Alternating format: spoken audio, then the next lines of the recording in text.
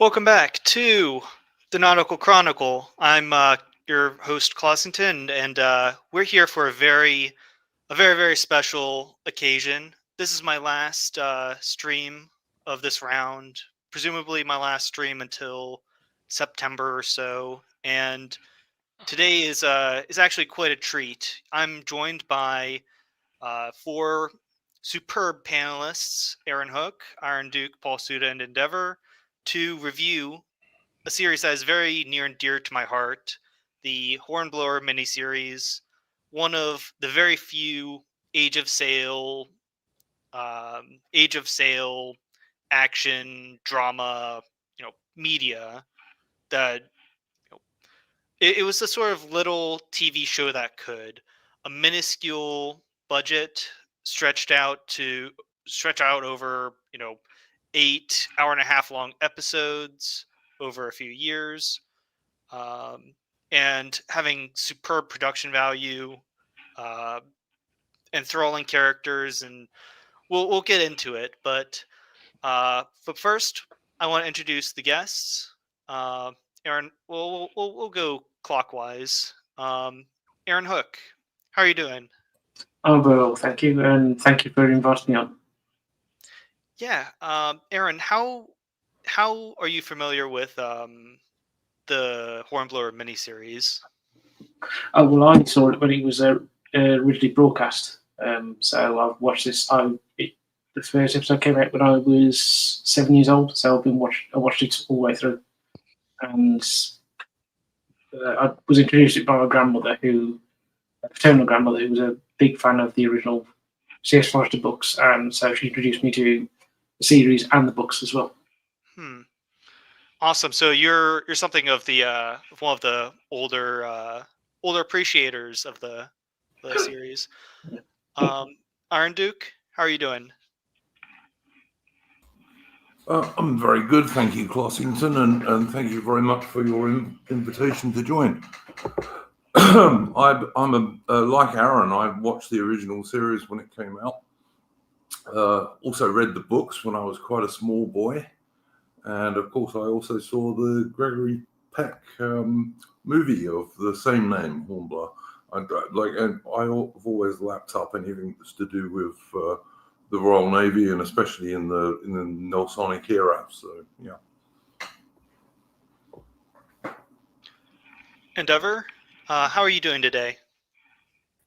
I'm doing great, and this was actually the first time I had ever seen this series. So, but I really enjoyed it. I had seen the Gregory Peck film from 1951. But I hadn't ever seen this TV series before, and until you suggested it to me for this stream, and I thoroughly enjoyed it. So yeah, I'm looking forward to it. Yeah, like a good friend of this channel, Morgoth's Review, was unable to make it, but he suggested. Well, I think his exact words were something like, shoot, it was something like it's something like Endeavour loves like canon and Empire stuff. Send him a DM, something like that. So yeah, it's my kind of thing. So it's definitely something I'd be happy to do.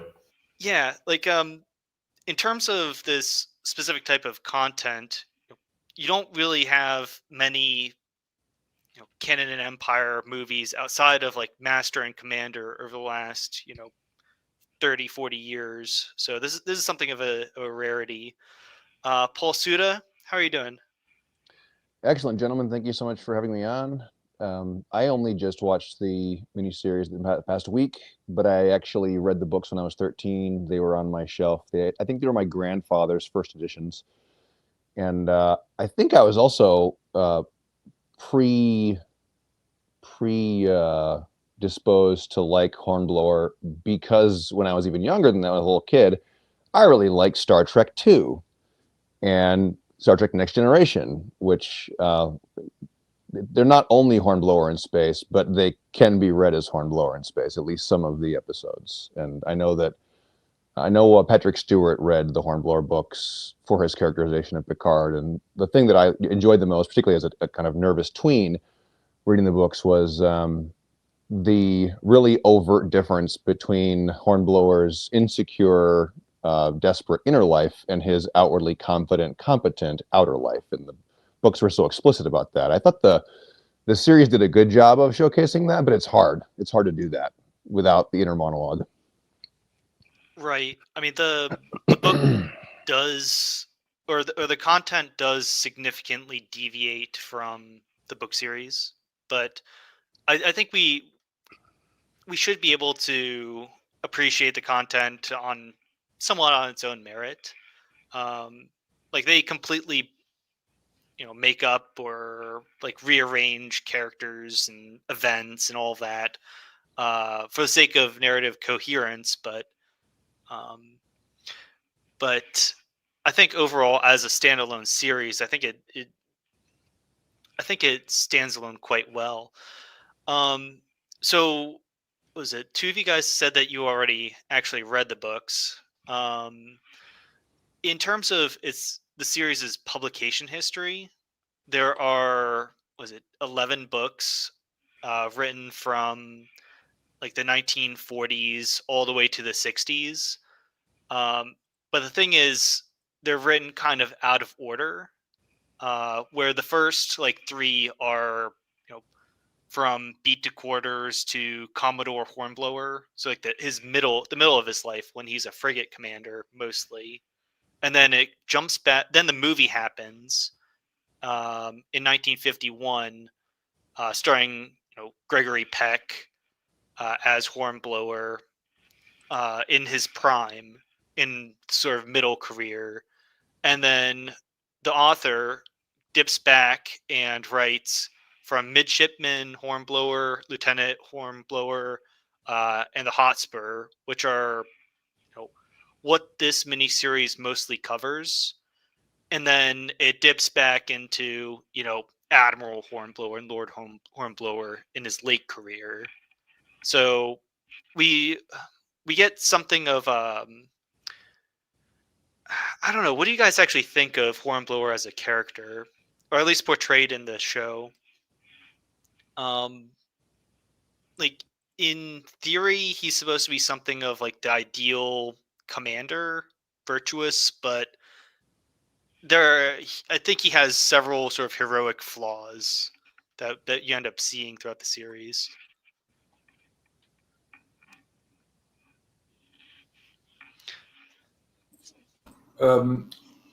Clossington, I think one of the things that's worth mentioning is, Mm. whilst by the standards of a big American show, the budget for this was quite small. For a British TV show or miniseries, it was actually quite large. And it's also worth pointing out that the thing that is often compared with, which is also set in the same era, are the Sharp TV series and TV movies and what have you, which were a similar sort of budget. I think Hornblower's better than them mostly, just because it's easier to film it. Although, if you're going to have a criticism of the Hornblower TV series, you'd have to say that the main one is that the ship that plays the Indefatigable is much too small. Indefatigable was a very big frigate. I mean, she was as big as the big American frigates of that era. But obviously, the actual ship they use for her is much too small. But other than that, that's my only major criticism in terms of the adaptation in getting things right. I think they get a lot of the other stuff pretty well right. Well, what I would say is, in comparison to the series Sharps. Now, I liked Sharps War as well. I did find that I liked this one a bit better because it seemed like it was a bit more serious of a series. Like with Sharps, you can kind of get the sense that it's a little bit hokey. Some of the characters are a bit cartoonish. Still a very entertaining series though. But I did find that the Hornblower series was a bit more serious of a series. So far as the character of Hornblower, well, I mean, he was an interesting character because you get the sense that he has some kind of flaws. Like he does seem like he is a bit awkward, especially in the first especially in the earlier episodes. He vomits like while they're still at Portsmouth, he's hazed by Simpson, the Simpson being the villain of the first episode.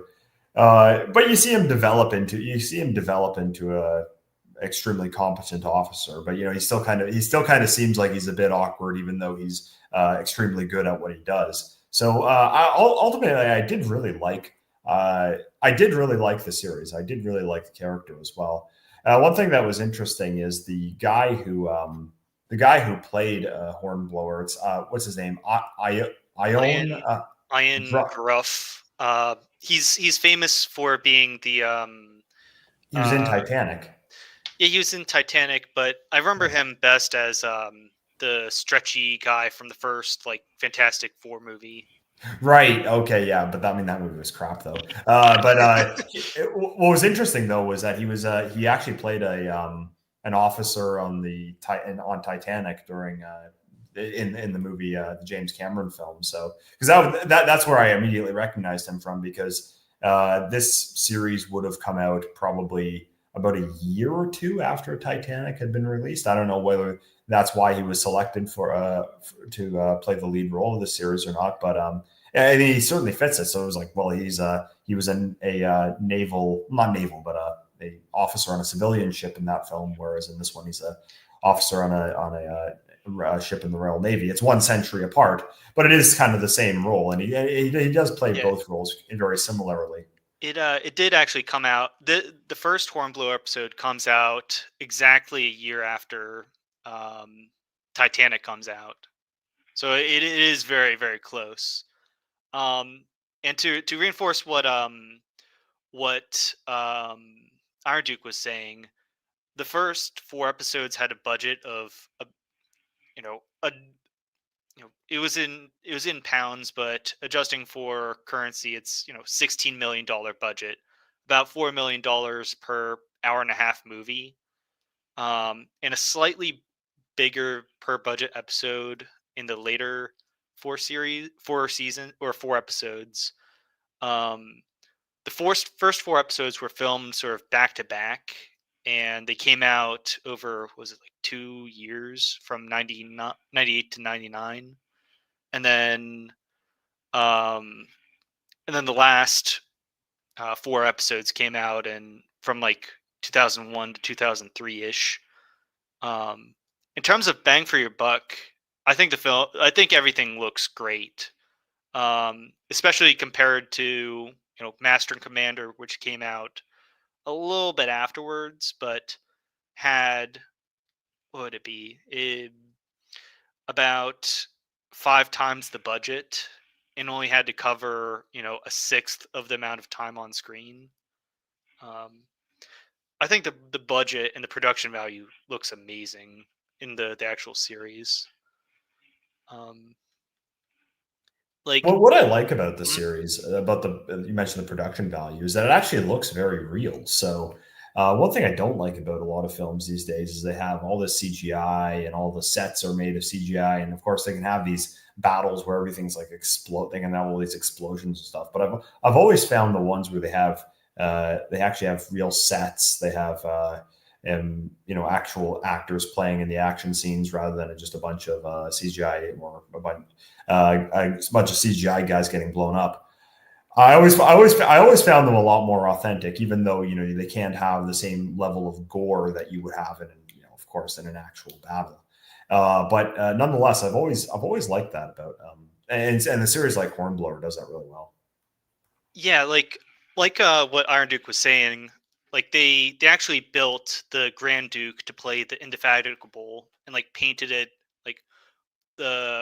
its right side was painted British Napoleonic bumblebee colors, and then its left side was painted like a French ship, so it could kind of double.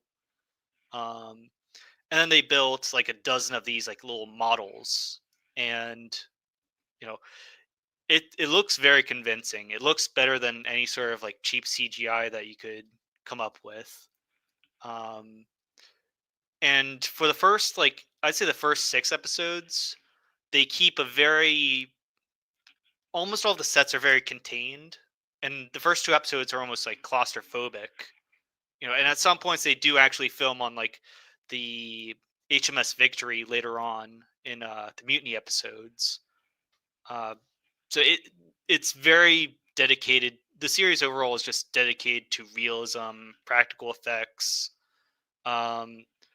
partially for budgetary reasons. But let's see, I'm trying to find. Yeah, this is one of like the main sets up top, where it's just built on some cliff,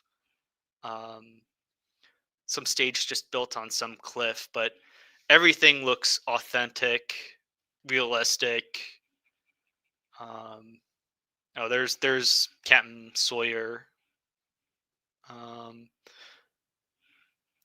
Yeah, and you have, was it like hundreds of extras at some points? Like what are like the biggest, I guess, set piece battles that we end up seeing? Would it be like the Frog and the Lobsters, like French battle, or the Haitian battle? I'd probably say it would have been the which episode was it? The Haitian one. So I think this would have been, was this Retribution, the episode? Yes. Yeah, I think it's I Retribution. think that would probably have been the biggest one, because this was the one where they stormed the fort. I would say that was probably my favorite episode. I think that Retribution was my favorite episode, the one where, and then it's a two-parter. So there's the version of Mutiny with Captain Sawyer, yeah, where he basically loses his mind, and the officers and the ship are then like they're in this predicament where they're basically, what they're going to have to do is pull off a mutiny, because this guy, the captain, has lost his mind, and he's going to basically destroy the entire ship and get the entire crew killed. And they realize that what they're doing is illegal and would and the punishment for it is death. But they end up having to do it to save the ship. I do like that two-part. I do really like that two-part series. I thought that I thought that it was really well paced. I mean, with the character of Captain Sawyer, you do get the sense that either he's like this horrible, like evil son of a bitch, or he's just out of his mind and absolutely crazy.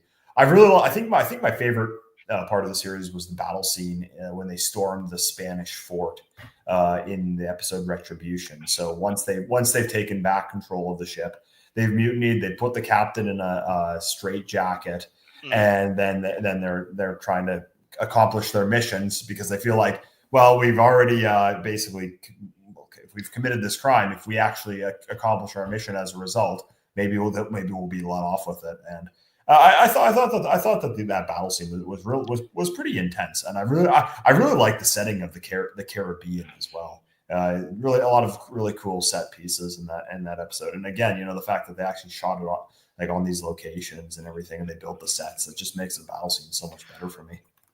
So just as I guess a little bit of a preface before we get in episode by episode, to clarify what the sort of hierarchy on the ship is. When we start getting to first lieutenant, so and so, and midshipman, on a Napoleonic era. This is set during the French Wars of Revolution, and the French Revolutionary Wars, and the early Napoleonic Wars. And on a sort of ship like the ships that Hornblower was on, there's of course the admiral or captain who commands fleets or commands the individual ships, and his second in command is the first lieutenant, who, in the case that the captain is indisposed or dies, the first lieutenant takes over. If the first lieutenant dies, the second lieutenant takes over, and so on and so forth. These are commissioned officers who can independently take over other ships if needed. In order to become a lieutenant, you have to pass a formal exam, kind of like passing a bar exam for lawyers, except it's a test overseen by a panel of captains. I'll actually end up throwing the Hornblower test question at you guys and see if you can get it right later on. But below the lieutenants are midshipmen, who are teenage, well-off gentry or nobility types who are in training to become lieutenants eventually, and that's where Hornblower starts out. They're with mostly Mhm. they're mostly middle class, actually, Crossington. The Royal Navy, more than the British Army, was very middle class in terms of its officers. There weren't many real aristocrats as officers in the Royal Navy. There were one or two, like Cochrane's a very famous one, the Earl of Dundonald, but most of them were quite middle class. I mean, Nelson himself, his father was a vicar, and that's pretty much typical of where the officers came from. Although it was perfectly possible for an ordinary seaman, providing he could read and write well, an ordinary seaman could also be promoted to officer. And they did that normally by making them a master's mate, which was the equivalent of a midshipman, but from the lower deck. Right, and one of our IRL characters and characters on the show, Captain Edward Pellew, is famous for raising able-bodied, like very talented seamen to the upper ranks, as being a very meritocratic, harsh but fair kind of commander, the real-life Pellew. But we'll get into him as soon as we get into the episodes. I think one of you other guys tried to interject, but was it Arron or Paul? You have anything else to add? I would just add a bit of point to what was going on in British TV at this time, because Hornblower isn't sort of in a vacuum. You mentioned that Sharp was on, and that was from 1993 up until 97. And then you've had on the BBC, you've got the Jane Austen costume dramas, which obviously set in the period of the Napoleonic Wars.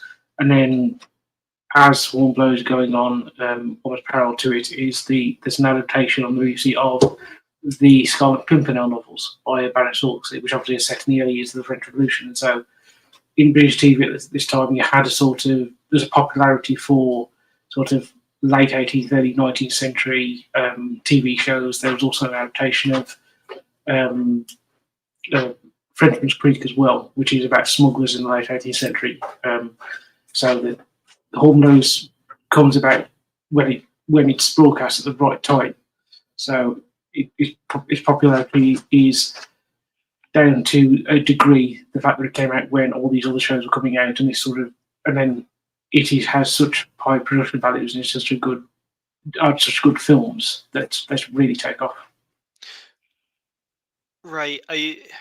One of the things that's so jarring is, I guess, how seriously the especially the first four films are in terms of creating a realistic atmosphere.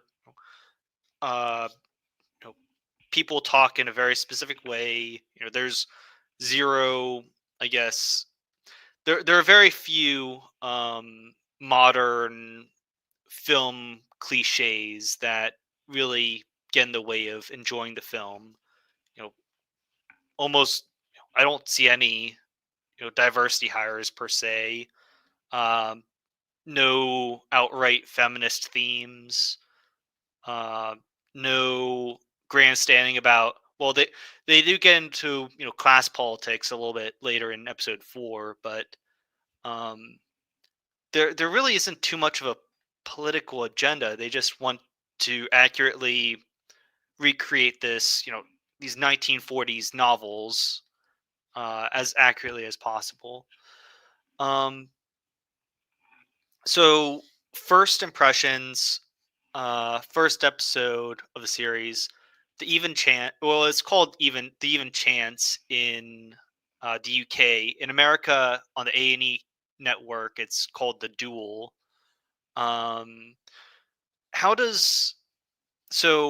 First impressions, what do you guys actually think of the first episode? Because I think it comes out very strong. I'll just throw it out to you guys. I've because I'm going to have to leave in a moment to set my own stream up, Clossington. If you don't mind, I'll just go first on this one because I'm going to have to leave. Sure, go for it. Yeah, it's good. It does show the kind of bullying that could go on in the gun room. It was where the midshipmen stayed on a warship, was called the gun room, and there was a hierarchy there because obviously some of the midshipmen who arrived could be as young as 12, although normally 13, 14 was the average.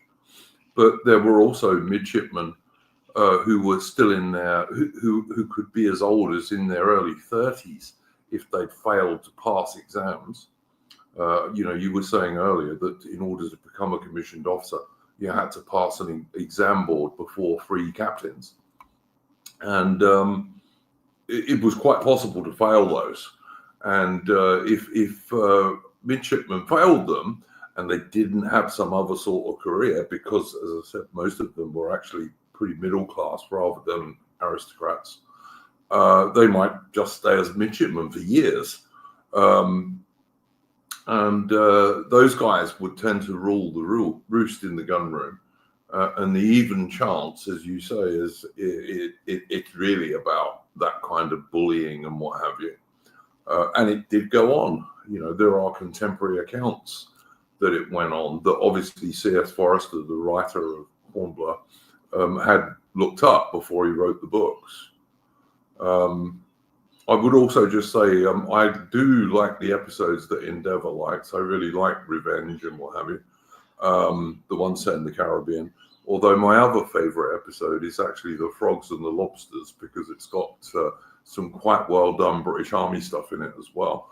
The Lobsters was the Navy's fairly friendly name for the British Army. So, yeah. Well, it is very jarring the number of times that, the English sailors refer to the French as the frogs, especially our lower class friends.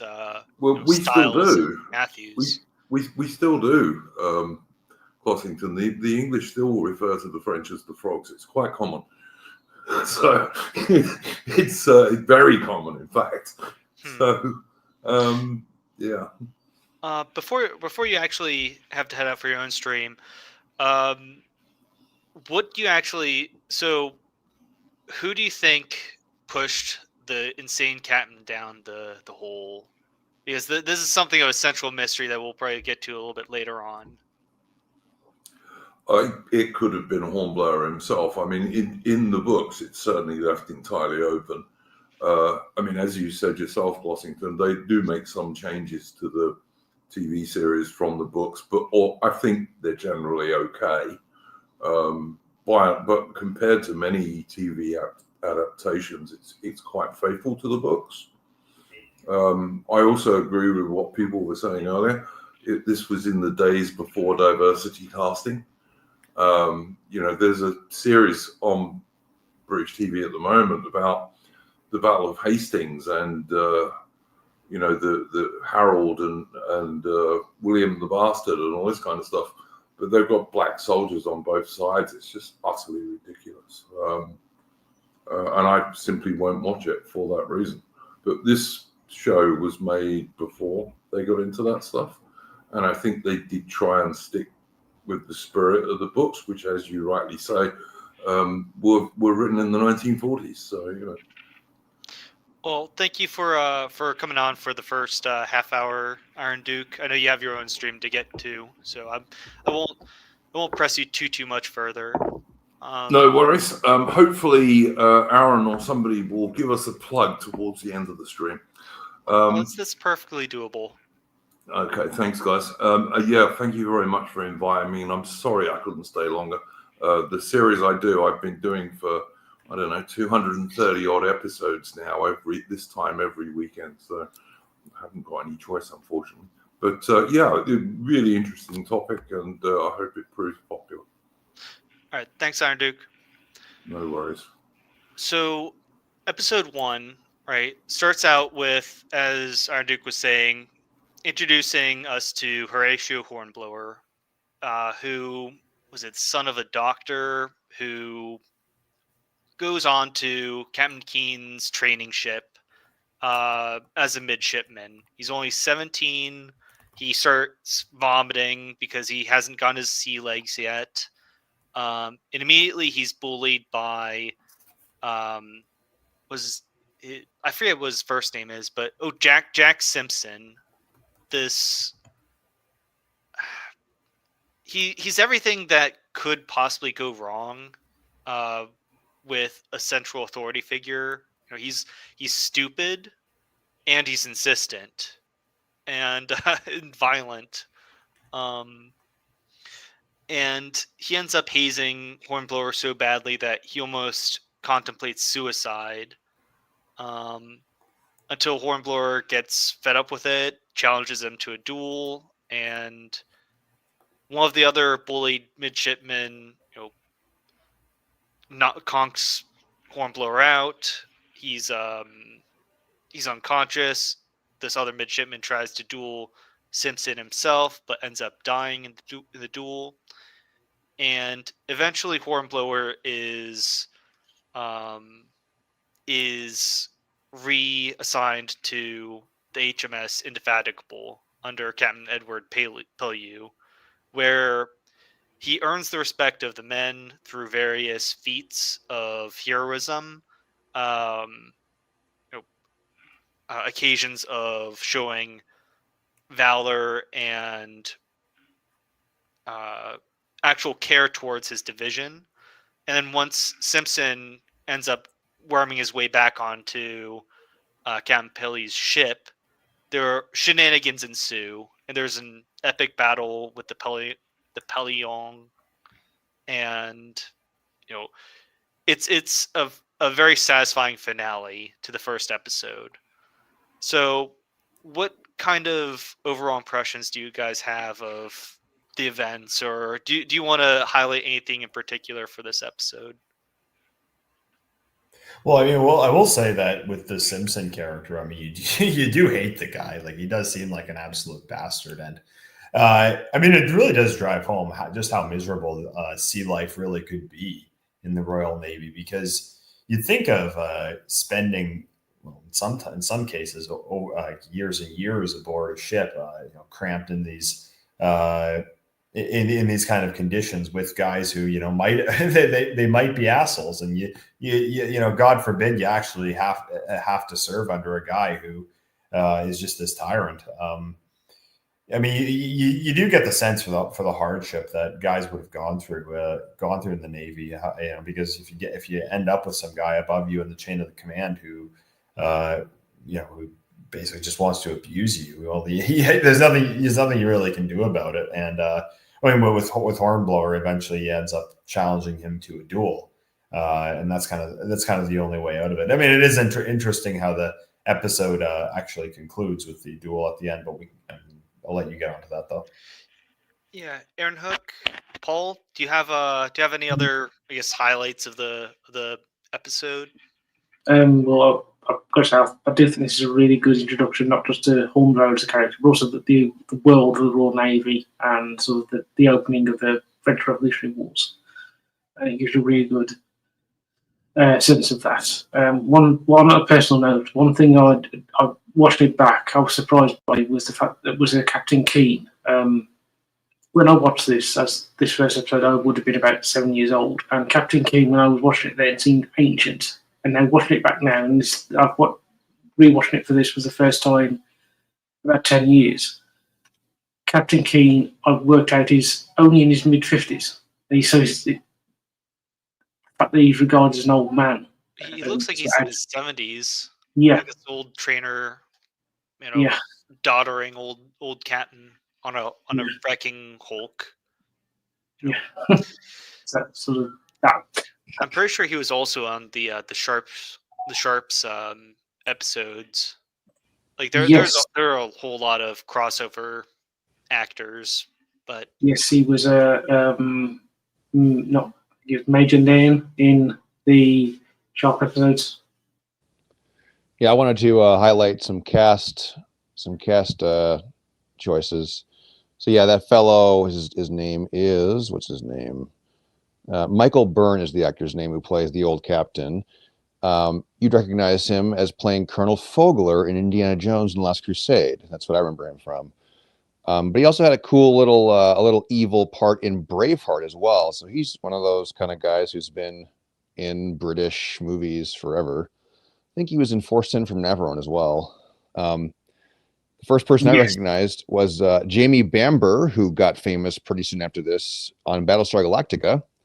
Jamie Bamber, not making a great showing for himself as the kind of the epileptic character, but fine actor. Makes sense why was a big deal later on. Oh, is that Archie? Yeah, Archie Kennedy is Jamie Bamber. And then Sean Gilder, who plays Styles, the kind of big bosun's mate. Gilder's been also a journeyman actor, has been working forever. And I was just rewatching Penny Dreadful, and he plays the U.S. Marshal, I think, in season 3. Season 3 is pretty bad, but Gilder does a pretty good kind of grizzled cowboy accent. Like almost every decent English actor, he's got some skills. So it's cool seeing these. I mean, it's a small world in British theater and TV, and if you're decent, you'll be in everything. So you can see that you recognize people from all kinds of stuff if they're in even a small part in one of these British shows with a lot of dudes and a lot of kind of blue collar / violent dudes. They're going to be in other stuff. So I guess to emphasize the sort of blue collar, character that Gilders actually plays, each of these sort of trainee midshipmen, like not commissioned officers, officers in training, each of them is assigned a certain number of crewmen under their direct management. It's called a division. And in the picture that I'm actually showing, from left to right is Finch, Bunting, Styles, and Matthews. Styles and Matthews stick around for the entire series, while the other two end up, perishing through various means. But when Hornblower finds them, they used to be under the management of the tyrant Simpson, and Styles shows up with little piece of plaster on his face. Do you guys remember how he actually got those? Yeah, so they were playing this game where he was supposed to like pick up a rat with his mouth or something like that.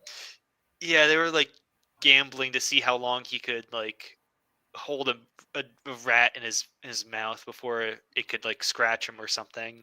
Something really nasty, and just showing how bad poor management can actually lead the men to. But when they're under Hornblower's command, one of the first things that happens is during a fleet ship to ship action. One of the British ship ends up boarding a French ship, and while all of the other officers are trying to board the enemy ship for glory, Hornblower ends up taking one of his crew in his division to a doctor, trying to make sure that he won't die, and he ends up earning the respect of his men, through his good deeds. And then there's the instance of his first command, when he's put in charge of a rice cargo ship. His captain's ship, the Indefatigable, ends up capturing a French supply rice cargo ship. And little midshipman Hornblower is placed in charge of taking this rice cargo ship back to England to be sold for prize money. But he quickly finds out that while he's on his own, the ship has a hole in it, and they have to abandon ship. And there's a sort of power struggle between the French sailors on board and Hornblower himself, where he actually pulls out this sort of clever ruse in navigation. I don't know. I think it was it was a very good way of showing that Hornblower isn't just I guess, a virtuous guy. He's also quite clever, because he ends up sailing while trying to get back to England, sailing sort of perpendicular to the shore, rather than directly back to England. And so when the French captives take over the little rowboat, they end up turning 180 degrees and end up not being able to find France on their way back. And you know, Hornblower tosses the compass off of the rowboat and is able to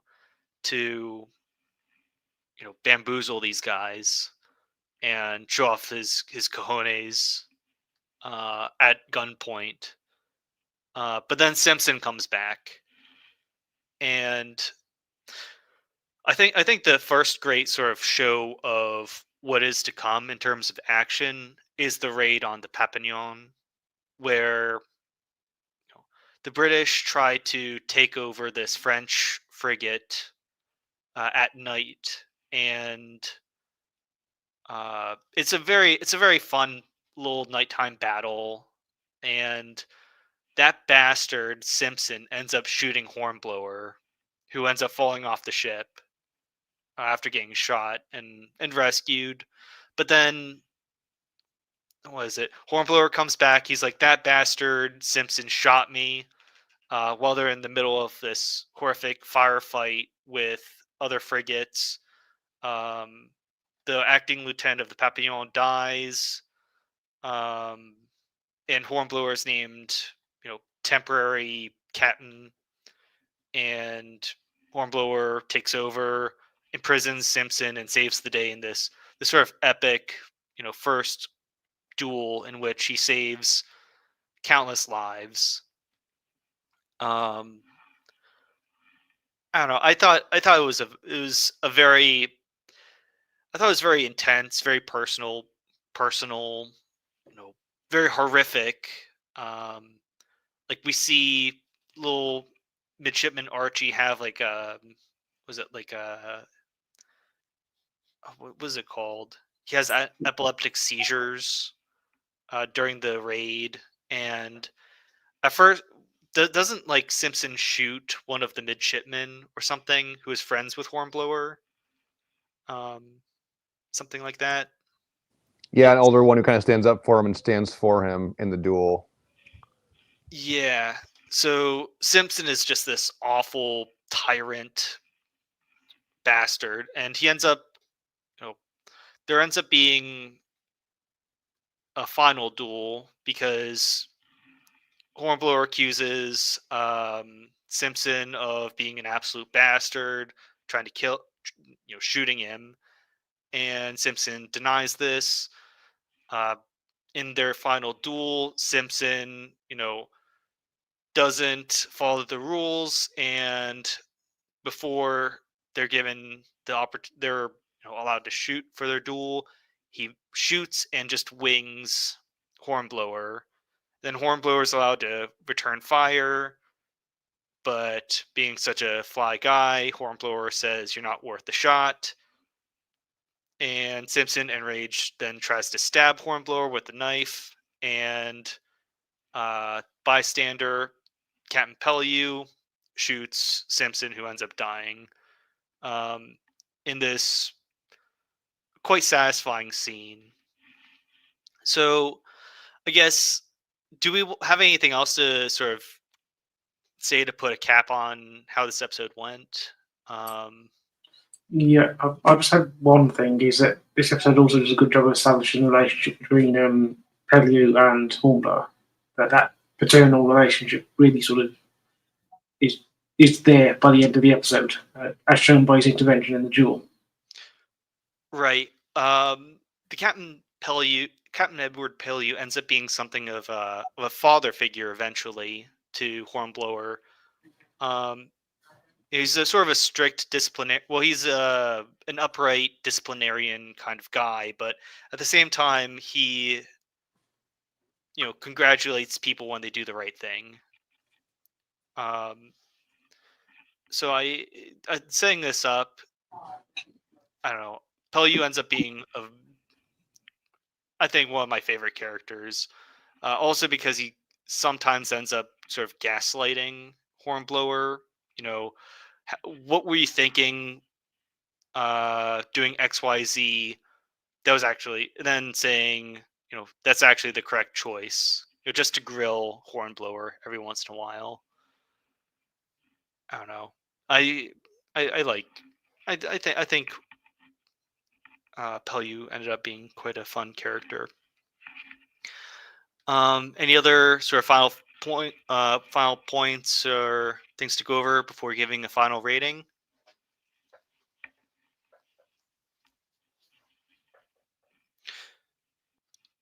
So, in terms of actually rating this episode, I guess I hadn't really thought about how to properly quantitatively say like how great of an episode is on a sort of curve. Um, do you guys think that rating it, you know, are there any particular faults with this episode um, that you can think of off the cuff? Well, we don't get the fight against the French until the very, very end because it's introductory. The war hasn't officially started yet. This is sort of they're waiting to jump off, and then at the very end, oh, they killed their king. We're going to fight them and jumping off, and it's not a flaw precisely, but because Boney isn't sort of looming over it, there's only so much danger you can assume is coming at them from their actual Navy opponents. I mean, I kind of like this smaller scale, but I can see why I guess you wouldn't fully like you could ding it a little bit for being less ambitious in terms of their adversaries. But at the same time, I'd say that the first two episodes in particular are or the first three episodes are very small scale and personal rather than grand battles or set pieces or whatever. I don't know. I'd say that the strength of this episode is definitely the feud between Hornblower and Simpson. So it's much more of a personal thing about him kind of growing into the role of a midshipman and overthrowing this one adversary. I mean, I wouldn't say it was my favorite episode in the series, but it was a good one as an introductory episode to the character, and I thought it served as a good pilot, as a good first episode. Although I do think some of the other ones were a bit better. I think some of the other ones had a bit more exciting climaxes with battle scenes with the French, whereas this one, I mean, it certainly had one, but. Yeah, I would say the focal point of this one is more just the rivalry with Simpson. Do you guys think like a solid like 8 out of 10 as like a good starter episode is a good, I guess, approximation of what it should probably look like? Yeah. I'd give it a 7 out of 10, maybe. Maybe 7.5, maybe. Just split hairs because there are much higher highs and I'd say lower lows later on. But I guess starting off with like I guess a 7.5 is a good sort of fair assessment. In terms of villain ratings, I'd say that there are only really two great Hornblower villains, including Simpson, one of which is being Simpson. But is he like a 9 out of 10, 8 out of 10 villain, all things considered? Hornblower isn't particularly known for its villains, but I feel like each episode should kind of highlight some of the characters in particular. In terms of villainy, do you think like Simpson is like a 9 out of 10, 8 out of 10 kind of villain? Yeah, I mean, he was a good villain because you definitely hate the guy. I think he's like he's very sort of hateable. I'm just gonna say like a soft like 8 out of 10, like qualitatively. unless you guys have any objections. Yeah, I agree with it. I think what's fun about villains who are quote on the hero's side unquote is that they have more things to hide behind if the hero wants to come at them. Yeah, Simpson's a good solid villain. Okay, so next episode, Examination for a Lieutenant, aka the Fire Ship in America. We're introduced to two, I guess, new characters. So at the beginning of the episode, Captain Palew recommends Horatio Hornblower for the lieutenant's exam. So he has to take this official exam. For most of the episode, he's just trying to find some time to sit back and read his little manuals. But every time there's some sort of, I guess, more practical exam that happens across his adventures. He just wants to sit back and read, but every once in a while he's interrupted by something or another.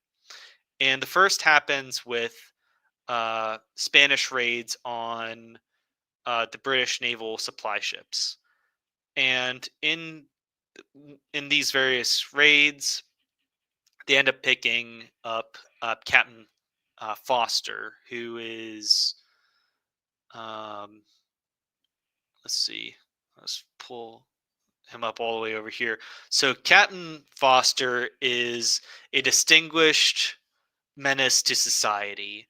He has an excellent reputation, but he is reckless and tends to leave carnage in his wake.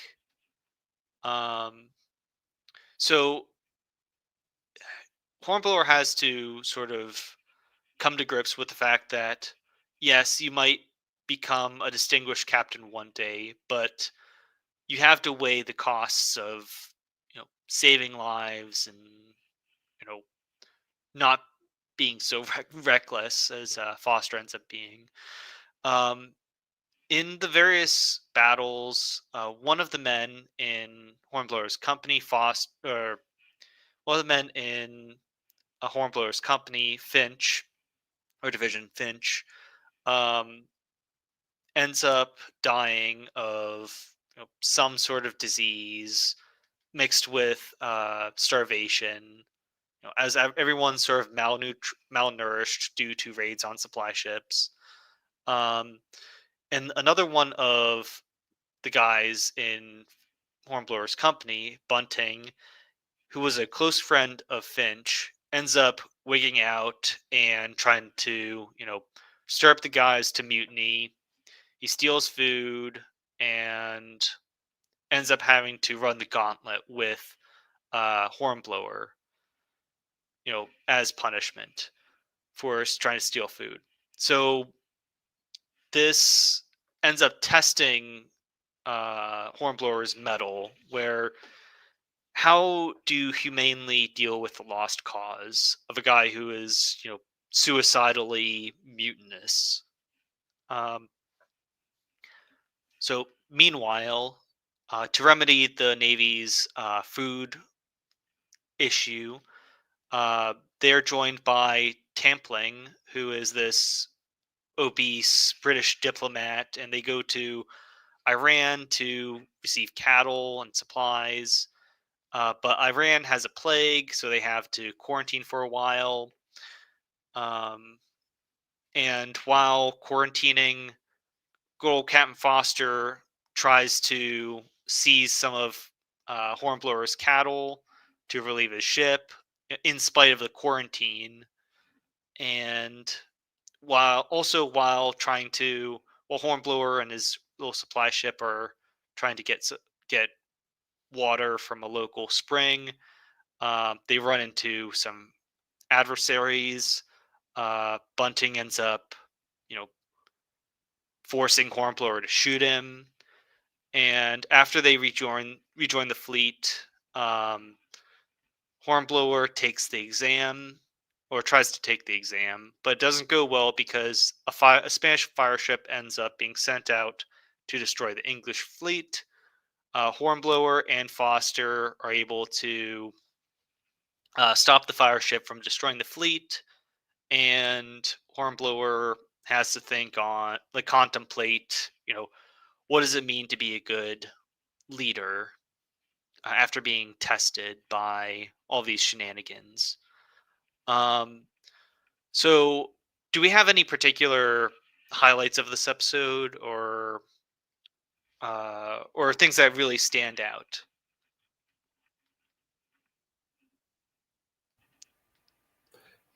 I don't know. I mean, I would say it was probably not my favorite episode in the series. It was. I mean, it wasn't terrible, but I mean, I guess it's just depressing with the character Bunting that he's just a lost cause and that he's determined to die, and that well, how do you deal with that as an officer? I mean, because the problem you also have is that not only is this guy suicidal, but the other problem with him is that it's going to demoralize the rest of the crew.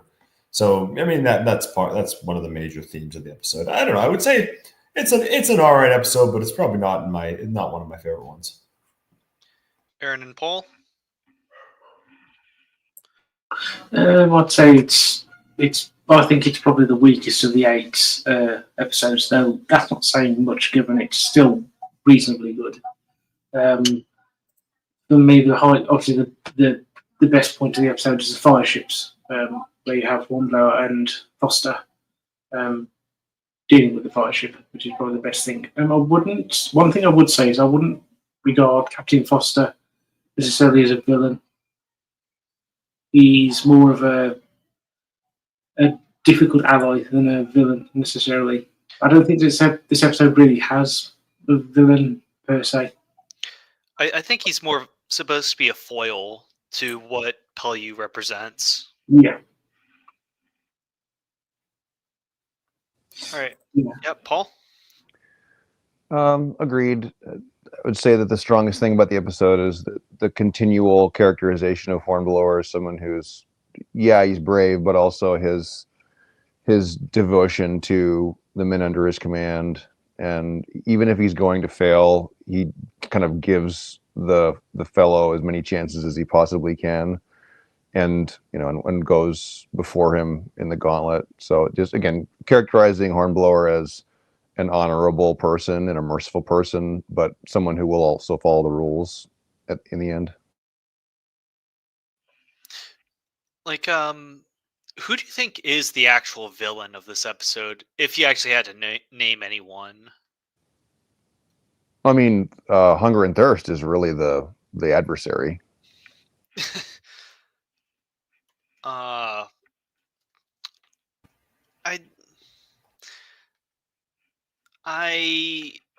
don't know. Fighting like I guess in terms of conflict, it's more person versus self rather than person versus person, or it'd be like person versus elements, something like that. I actually ended up liking this episode a little bit better than I liked this better than The Duchess and the Devil, and I certainly liked it better than the last episode. But that's I can get into my gripes later on. I think I liked it a little bit more than you guys. But if you had to sort of rate this out of 10 with excellent start, Hornblower, even chance, 7.5 out of 10. How would you guys rate, examination for Lieutenant? I'd give it a 6, I'd say. Yeah, 6. It's not like bad, but like it certainly gets better, I think. Yeah, I think like a soft 6, if I had to be harsh, is just about right. And how much peril do you think there were that all the characters were in throughout this episode? Just to abstractly give a a villain rating this episode. Like, as far as like, do you how would you guys rate, I guess, the psychological perils of being a man under pressure, like as far as like a villain goes? Do you think it's like not as great as of a motivator, or conceptually is there something behind it? Because I don't know, I think it's like a soft like 5 out of 10 in terms of what they actually go through. I'd say maybe 6 because the tension around the possibility of them having plague when they're in quarantine is effective. I I I liked it a little bit better because of I liked it more from the drama with Bunting, because I really sympathized with this poor guy who's just you know he was drafted into the Navy. He didn't go willingly, and his one sort of tether, or like his one like close friend, ends up dying, and he's starving. Um, like I'd be okay with like 6 out of 10 as far as like like hunger and psychological whatever as a villain goes. Um, at the end of the episode, one of the guys on the captain panel for the lieutenant's exam, Captain Foster, poses a question to Hornblower, right, for his exam. And the question is, you're 2 miles south of Dover, and Dover is leeward towards you. And a nor'easter wind is going, the wind changes from going east to a northeaster, and the wind is going right into your sails. You've just been dismasted. Presumably, only one of your sails has been dismasted, so you have like maybe two fine sails to actually navigate this thing. What do you do as captain? I'll just throw this out to the panel. What do you guys actually do in this case? Because Hornblower doesn't know.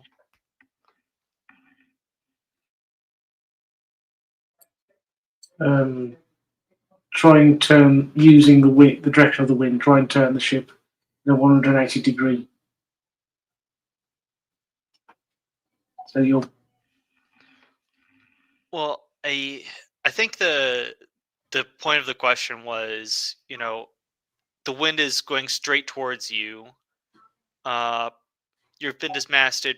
Presumably, you're close to the cliffs of Dover because you don't have enough wind, or the wind's going in your face, so you're being pulled into the cliffs by the tides, presumably. So the correct answer is probably, if you're trying to go west, you probably want to turn left and tact with your staysails. I think that's what the correct answer is, but I don't think Hornblower came up with the right answer. Yeah, like Big Ben over here, beat off into the wind. Yeah, just tack. Like, that's. I think it's also called chapling, is what he's supposed to do. Right. So next episode, the Duchess and the Devil. Or do you guys have anything else to like add to examination for Lieutenant? All right, going once, going twice, sold. So the Duchess and the Devil. At the very beginning of the episode, Hornblower and a party, joined by a new midshipman Hunter, captures a small French ship. And after this victory, Hornblower is invited to a fancy dinner party with captains, and given the responsibility of transporting the Duchess of Wharfdale, as well as transporting very vital espionage dispatches back to England. And while en route back to England, they accidentally sail through a Spanish fleet in a fog, they tried to pretend to be a French ship, but they are found out and sent to a Spanish prison. Hornblower entrusts the vitally important dispatches to the Duchess, and when they arrive in prison, Midshipman Archie Kennedy is found. He's psychologically broken from trying to escape and being thrown into solitary for so many times. They decide to, well, Hornblower wants to take care of his friend, who the last time we saw Archie during the Even Chance, he was on some like rowboat being pushed out into sea after having a seizure and getting knocked out. Archie is not doing great, so Hornblower wants to wait till his friend is okay. Meanwhile, Midshipman Hunter wants to escape. It's eventually discovered that the Duchess is just an actress pretending to be a Duchess. And they, Hornblower isn't sure if he can trust the Duchess with the plans or the dispatches, like whether she'll just rat out or trade the dispatches for a comfy escape or something like that. Or maybe she's a spy. Who knows? She's a liar. Midshipman Hunter tries and fails to escape, but Hornblower, taking responsibility for his men, says, "I'm responsible," and is sent into solitary confinement. Once Hornblower's out, they see in the distance from the prison that the HMS Indefatigable chased a Spanish ship into rocks during a storm. The Duchess is on the Spanish ship being sent out. So Hornblower and his men successfully save the Spanish crew and the Duchess. The Duchess drops off the dispatches to Captain Pellew, and for their bravery of Hornblower, when they first go out into the storm, he gives the captain his parole that he will come back after rescuing the Spanish crew and the Duchess. He agrees to come back to prison, but due to his bravery in saving the Spanish crew, he's pardoned by Spain and allowed to go free and out of prison. The Duchess ends up being something of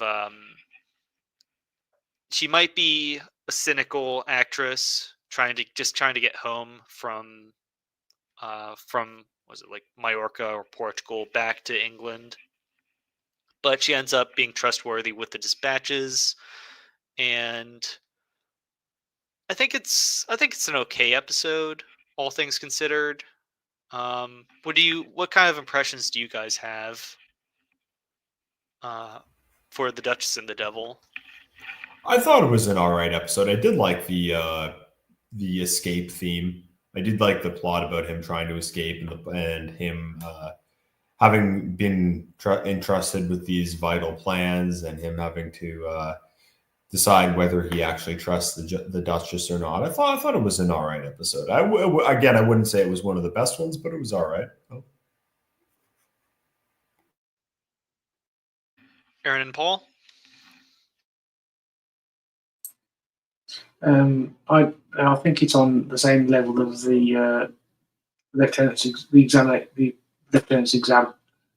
But I would say it has a few highlights. That obviously the Hornblower taking the French ship at the beginning is really good, and the rescue scene of the ship, which I think the Spanish ship in question is actually the one Hornblower captured at the beginning of the film. I think, or it may have been the one. I think it has. It's actually the same one. And so obviously the rescuing the crew from the yacht is really good. And I do think one thing this does do is, again, highlight Hornblower's honourable nature. The fact that he gives his parole and he keeps it. He gives his word over his parole and he keeps it. On a sort of historical note, it's not one of the things I did notice was that the governor of Gibraltar, played by an actor called John Woodvine, is a man called Sir Hugh Dalrymple. He was a real British Army officer.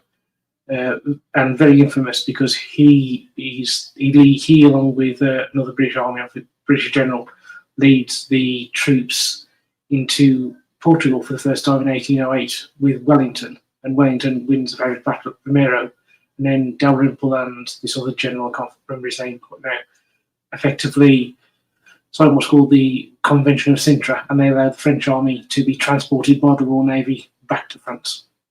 So it's nice. I don't think I've ever seen him portrayed on screen before, and actually, given his nature in history, him being deceived by the Duchess's act is not that surprising. It's clever. Paul. I rather enjoyed the dynamic of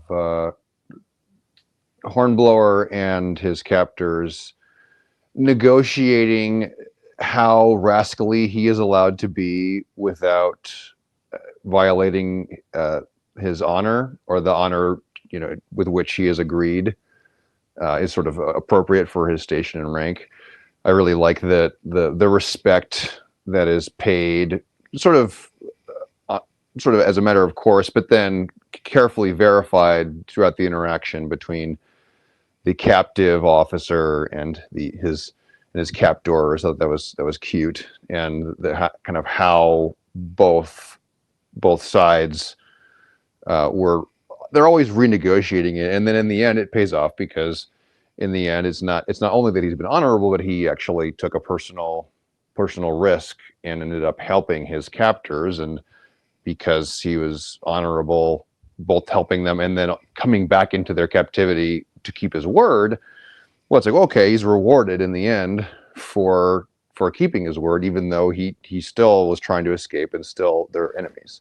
That's lovely, and something that we certainly have lost in kind of our Western aristocratic / military culture. It's not totally lost. People still act honorably, but the sort of rules that are between everyone and assumed to be the rules are no longer assumed to be the rules like this. And it's lovely to see it play out and and go to our hero's benefit. I like that you sort of bring up this sort of theme of when is it okay to play fast and rules with honor and conduct, because Hornblower isn't entirely, I guess, he's not entirely blameless. Like his go-to strategy when trying to sneak past the Spanish fleet is fly false colors, fly a false flag, and try and pretend to be French. Really, the Duchess of Wharfdale, or some North FC English actress, is just trying to scam her way through the British to get back to England. These British officers just to get back to England herself. I don't know. I think it's an interesting dynamic. I would say that I personally liked it a little bit less than the last episode, but if you guys think it's a little bit higher, I don't think I could disagree with you guys. I mean, I think it's technically a little bit better. I would put it a bit above the previous one. Yeah. So would you say like a 6.5 out of 10 or something? Yeah, I think so. Yeah.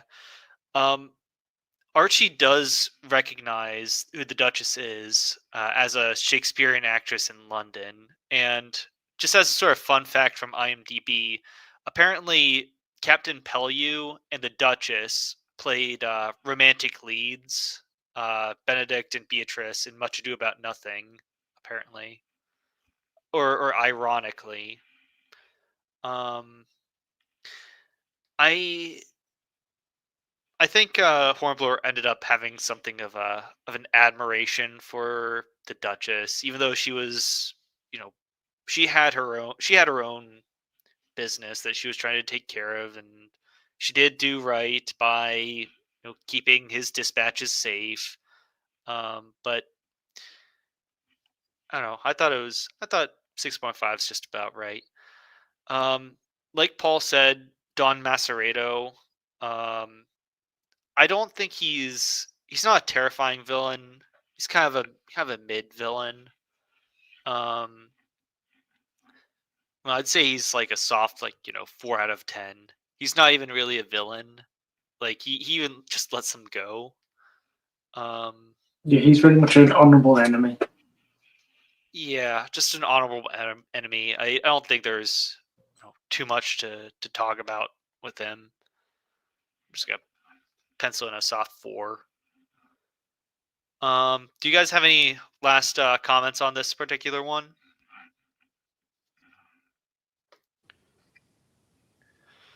Gentlemen, I have to head out. I'm being called to the kitchen, but thank you so much for having me on. It's been a pleasure. And so it's lovely to revisit this property and this story and these characters.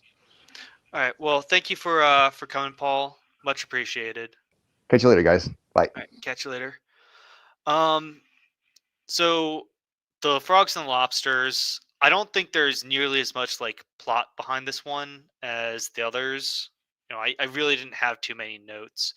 The basic plot is that French exiles and a regiment of redcoats tries to invade revolutionary France, led by this sort of psychotic, revengeful elitist marquis. So they very easily invade and get into this small town. What is it called? It's like Mouziac, whatever it is. French marquis, whose land this used to be, he sees his estate in ruins. All of his furniture was turned into firewood. All of his paintings were turned into firewood. The undergarments, like Taylor, is now the mayor. The maid is now a teacher. He persecutes the Republicans and guillotines all sorts of innocents, and waxes on about how it's unjust that these people are raised above their station in life. Hornblower, strikes up a romance with Mariette by saving her younger brother or something from the guillotine, and hanging off after defending her at a dinner. Eventually, the French revolutionaries counterattack and take back the city. The Marquis is ironically guillotined, and Mariette is shot while trying to escape with Hornblower. Then the Brits blow up the bridge to the town just as Hornblower is able to evacuate, and Pellew, is just there in time to save the crew and what's left of the British detachment. So in terms of episodes, a lot of people speak very highly of this one, but I don't know. I'm not nearly as much of a fan personally. Like I get how there are it's has a much higher like I guess production value, but I don't think it was nearly as interesting or insightful as the first two, in my opinion. Well, I actually really liked this episode. I thought that the battle scene was really good. I thought that the Marquis character was a little bit over the top. Like he was just kind of like this cartoonishly like French aristocratic guy who with just like he's kind of a caricature of a French aristocrat, which I don't know. I thought it was a bit overdone, but I thought that the fight scene in this one was really good. I liked the land battle between the redcoats and the French exiles and against the revolutionary French forces. So I overall actually like this episode quite a bit. Aaron? Oh yeah, this is one of my favourites. I really do enjoy it. This, for those who don't know, this is based on a real, a highly fictionalised account for real attempted invasion of France in 1795, which did take place at Quiberon Bay. And this story, the name itself comes from a section of Midshipman Hornblower, and the story in this section is pretty much straightforward that you get in the film, but it's different, and they add in obviously the love story. But I do like there's a lot of, this reference to history in here. So General Charette, who's the senior French commander, who we see die when his troops are ambushed, he was a real man. Except he wasn't. Except he didn't invade France. He was actually leading the force in the Vendée against the revolutionaries. And in fact, the real General Charette, had been a French naval officer, and he'd served in the American Revolutionary War. And do either of you remember the name of Edrington Regiment? Oh, I think I actually put like a little fun fact over here. It's Yeah, the 95th Regiment of Foot, which is actually the exact same regiment as Sharp's guys. yeah, and there's an interesting sort of, again, historical connection actually to the United States, because the 95th Regiment that existed at this point, it didn't actually take part in this invasion of France in reality, but the man who raised it, the man who was colonel at the time, was William Edmonston, who had served in the 7 Years' War in North America, and then when that war ended, he settled in America, owning estates in New York, and then he was captured when the American Revolution started and got exchanged out of Boston and ended up back in the British Army. And so you have an interesting connection there with Asbury Charette being involved in the American Revolution. In terms of, I agree exactly with what Endeavour had to say about the aristocrat being a little too smarmy. Yeah, It's too smarmy. Cartoonishly dismissive of his regular people. You know, cartoonishly cruel. First thing he does is make sure that his guillotine is all set up so he could start beheading rebels. Just as they end up beheading him. I don't know. It's a little bit too on the nose. Cyclical violence and class, all of that. But I do get why, Aaron. I do get why you really like this one. There are some sort of red herrings about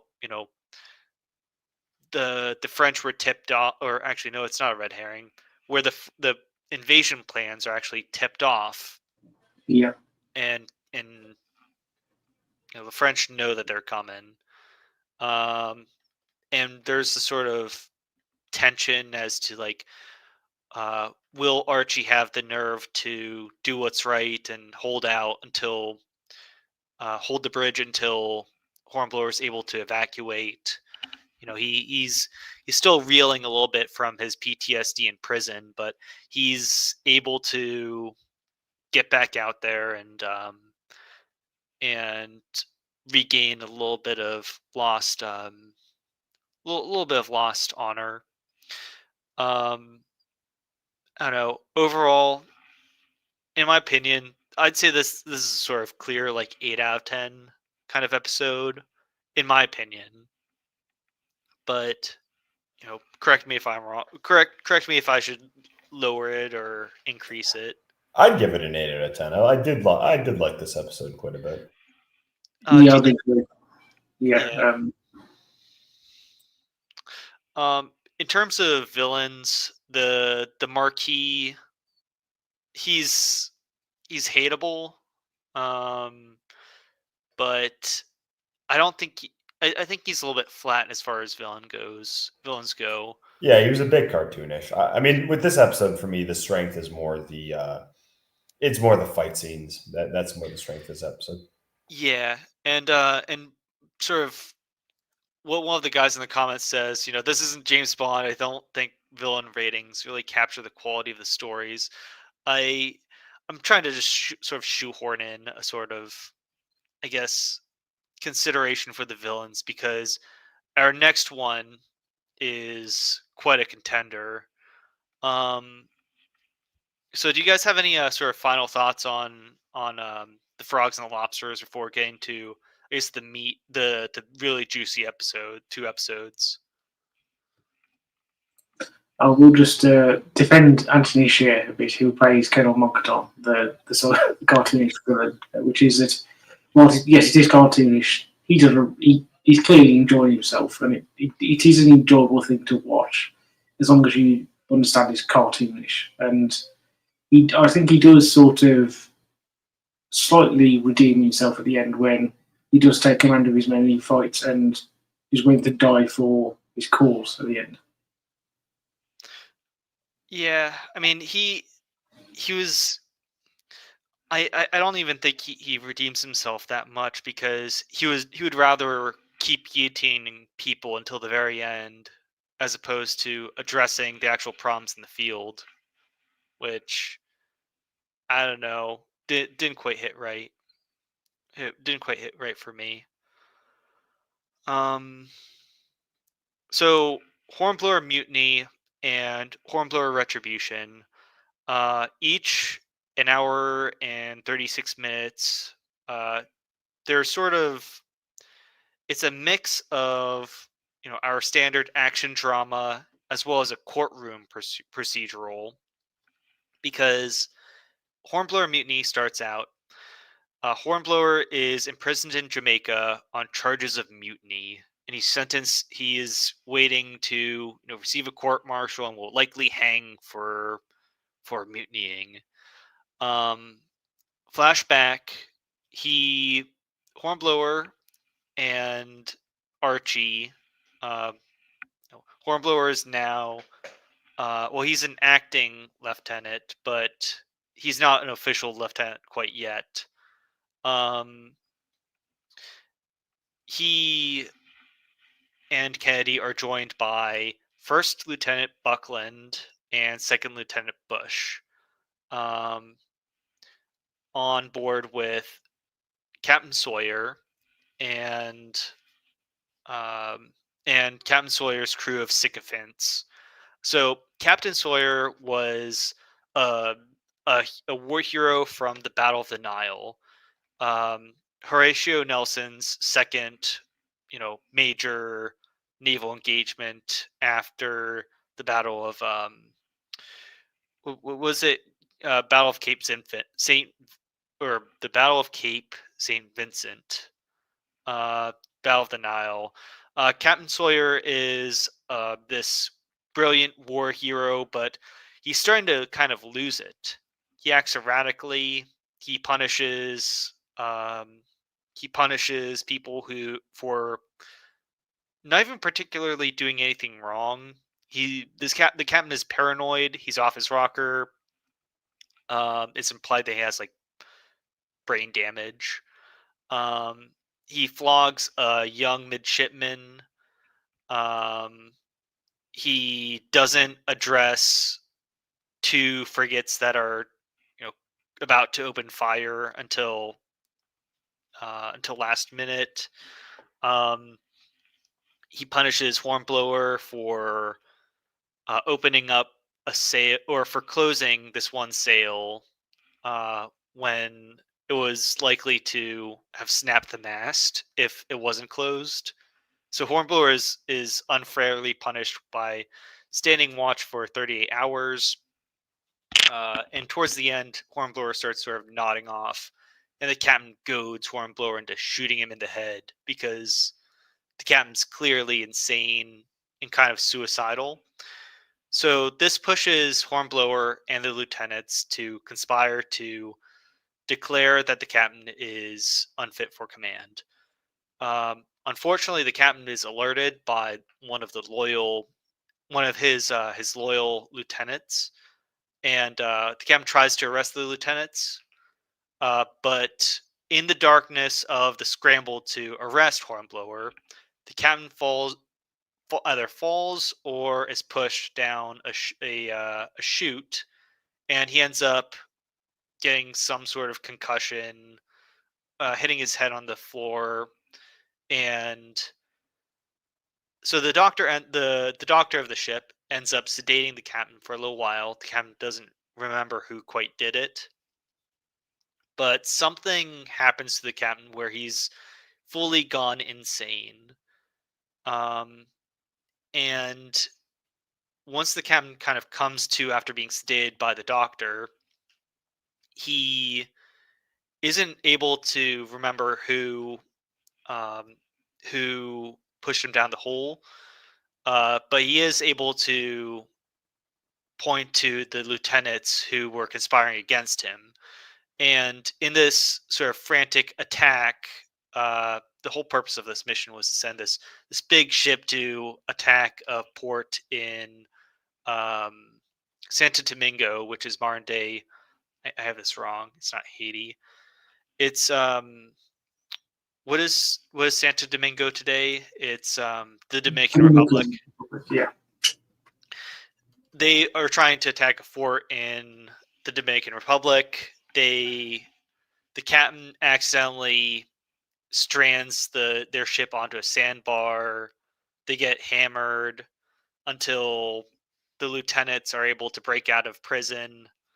The doctor is forced sort of at gunpoint to declare the captain unfit, and the lieutenants save the ship. End part one. This is actually quite a roller coaster in my opinion. I don't think there's a clear point as to where the captain fully goes insane, but he clearly is more insane after he hits his head. I don't know. Do you guys have anything that you want to add to this sort of synopsis? Well, one thing I was wondering whether anyone actually did push the captain or if he fell. Like my thing initially, my initial impression was that he had just fallen into the hole, but I guess the idea is that somebody actually pushed him. So, if someone did actually push him, and someone Welland, Wellard, this young midshipman, he allegedly saw who pushed him, and whoever pushes the captain down the hole will end up being hanged. So there's the question of who done it, if anyone. I think it was kind of implied when the captain has this sort of vision that he saw Hornblower's shadow behind him when he fell, that Hornblower might have done it, but it's not very clear. It should be noted that we have a few new fun characters, one of which ends up sticking around. The first Lieutenant Buckland over here, he is the captain's second in command. He's the sort of indecisive older lieutenant who he's indecisive and won't say anything bad about the captain. The second lieutenant is Lieutenant Bush, who was originally supposed to play Richard Sharp until he had a football incident or injury, and Sean Bean had to replace him at last minute. I thought it was kind of a little fun little factoid. Bush is a sort of no-nonsense, straightforward lieutenant. He doesn't sign on to conspiring against the captain until a little bit later on. There's the poor unfortunate little midshipman Wellard, who is beaten unconscious, or flogged unconscious by the captain, and just this poor little guy's harangued and abused. There are a few loyalists like Dr. Clive who wax poetic about the captain's glory days. There's the gunner Hobbs and the seaman Randall, who support the captain as loyalists, but it's clear that something is off here.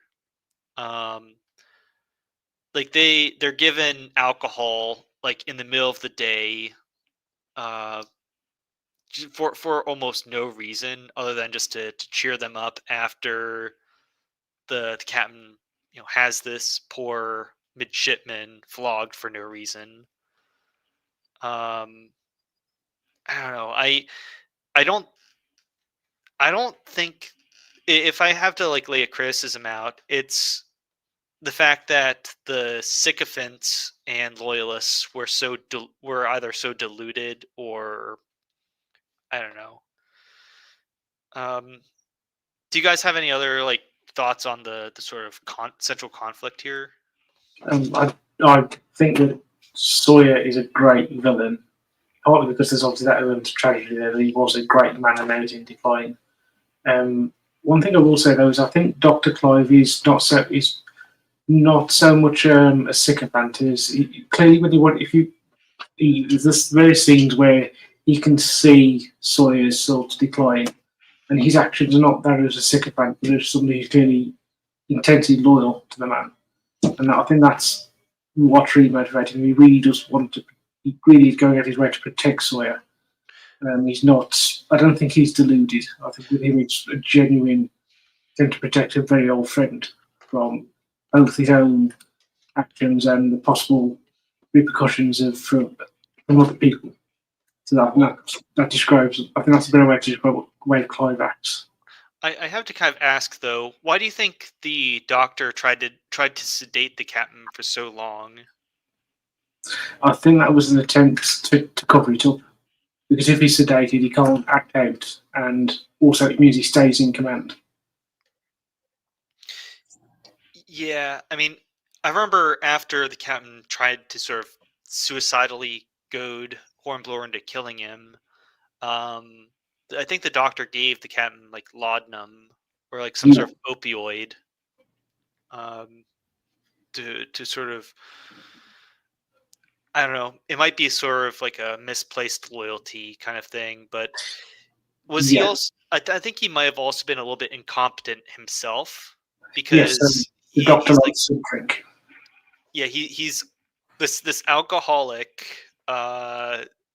misplaced loyalty, bad doctor who encourages a madman, essentially. Well, actually, I wouldn't say he's necessarily a bad doctor, given the scenes where we see him during the action and he's actually doing his job. I'd say he's lacks outside of action when it becomes his medical duty, but when in action, he clearly is a capable man. Mm-hmm.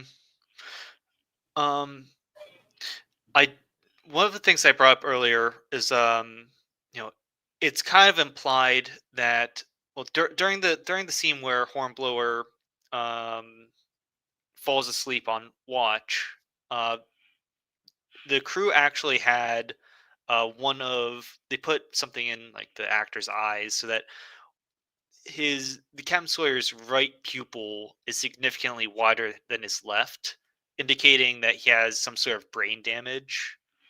Um, Likely, from some previous battle or whatever. Um, so it's very obvious that he's just not there. And then we'll see his further decline in the second episode in Retribution. But how how do you guys actually rate this compared to the other episodes? I'd rate this one probably an 8 out of 10, or either an 8 or a 9, because I thought this was. I'd say that the second part of this two-parter was the best of the 8, but I'd say this one was probably a close second. So I'd give it probably a solid 8 out of 10. I do the same. I think the next episode is very much a 9 out of 10, but this one's very close as an 8. Well, I think it's closer to. I think it's closer to a 9 in my opinion because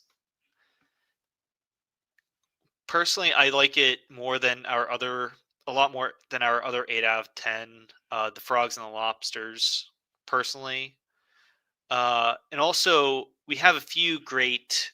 we have two good action. Well, yeah, we have two great action scenes. The first is Hornblower fending off two frigates almost by himself because of this incompetent captain. The second is trying to save the ship while being under fire from a Spanish fort. In my opinion, I felt more on edge than any of the other four previous episodes. I just liked that action scene a lot. I'd say that it's close. I'd say that I'll go back down from like 9 to like an 8.5 to even it out from you guys. Do we have any faults with, I guess, keeping the Captain Sawyer from being like a perfect like 10 out of 10 kind of villain? Or do we have like any like faults with his villainy or characterization for him?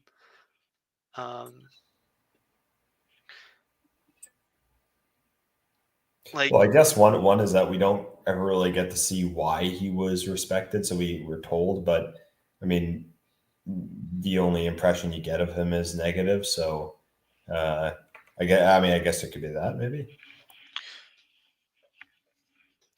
yeah, I mean, I think it would be we could have done with a few scenes of the doctor commenting on he did such and such here, and or another crewman saying he did such and such there, talking about what he did in his glory days rather than just saying he was there, because it's lacking some sort of juxtaposition between when he was a good commander then and when he's a bad commander now, to like put a point on his incompetence now. I don't know. I would have one criticism around Sawyer, and it's not a criticism of the characterization. It's more as something you're allowed to see in that scene. Where obviously at the end of the story, the thing that gets Sawyer relieved of command is the fact that in the middle of the battle he's got that pistol pointed at Hornblower. I think it would have been far more effective if we hadn't seen that pistol fired in the scene before. And then that would have made the peril and sort of Sawyer's clear sort of mental decline even more hit home harder. The fact that we've seen fire the gun sort of lessens the tension somewhat in that particular scene. Right, like they're in this climactic scene where Hornblower is trying to save the ship while Captain Pellew is just paranoid, pointing his guns at the lieutenants. It's yeah, it could have been done a little bit better, but I think it gets across that it gets across that he's well, in my opinion, like a nice solid like 9 out of 10 ish villain. Not a perfect bad guy, but certainly someone to have been feared and loathed. So, do we have any comments on Mutiny before getting to the peak of the series? No, I think we're good going to the second part of it.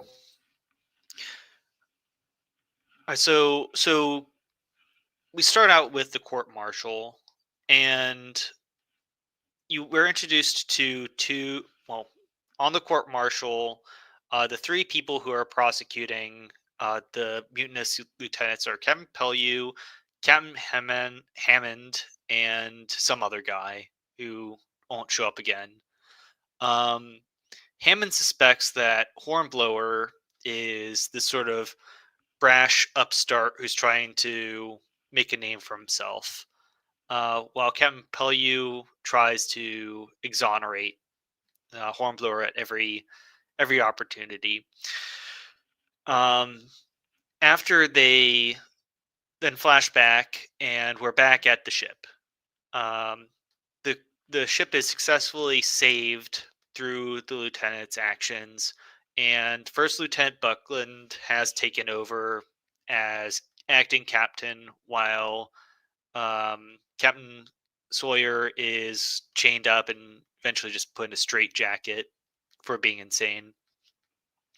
Buckland wants to abandon the mission, but Hornblower sort of insists that the last thing that the fort will expect is a raid. So while they're sort of dilly-dallying, Randall, one of these like absolutely awful loyalists, and about 30 other men desert. So with his sort of feet to the fire and needing to restore morale, Buckland decides to order an attack on the fort. But as soon as the raiding party comes to the shore, they see that all of these 30 deserters were killed by the Haitian, they were killed by someone, presuming the Spanish, but it's later discovered that they were killed by Haitians, because at this time, Haiti, overthrew, the slaves overthrew the French, um, their French overlords, and out of pure malice, just decided to attack the Dominican Republic, Spanish territory. So this little rowboat with Haitians shows up. They say, "This isn't your fight. Please leave." And Buckland kind of incompetently ends up having his cannons blow up the Haitians, alerting the Spanish fort. And just about everyone in the fort is trying to invade the fort. They're almost surrounded and defeated, but Hornblower discovers tunnels underneath the fort, and they're able to ambush the Spanish and force them to surrender. And the Spanish are glad to get the hell out of there and be evacuated, because the fort was actually already under siege by the Haitians. So the crew decides, hey, let's destroy the. There's an excellent scene after they take over the fort where a few Spanish schooners try to, re-invade the fort, but Hornblower and crew are able to use hotshot cannons from the fort to destroy the Spanish ships. And, job well done. They took the fort. Meanwhile, the captain, Captain Sawyer, is in his straitjacket. He's drooling. He's going insane. He's singing songs. Loyalist Hobbs tries to get Willard to tell him who killed the captain, Hobbs tries to use the captain and Willard to find out who pushed him, but he can't find out who.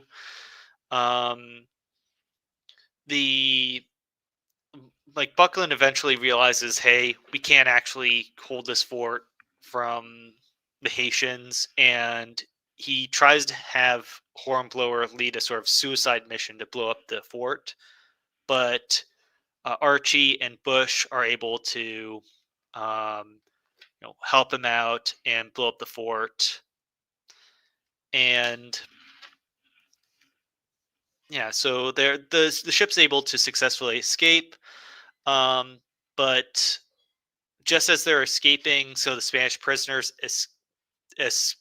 escape their captivity.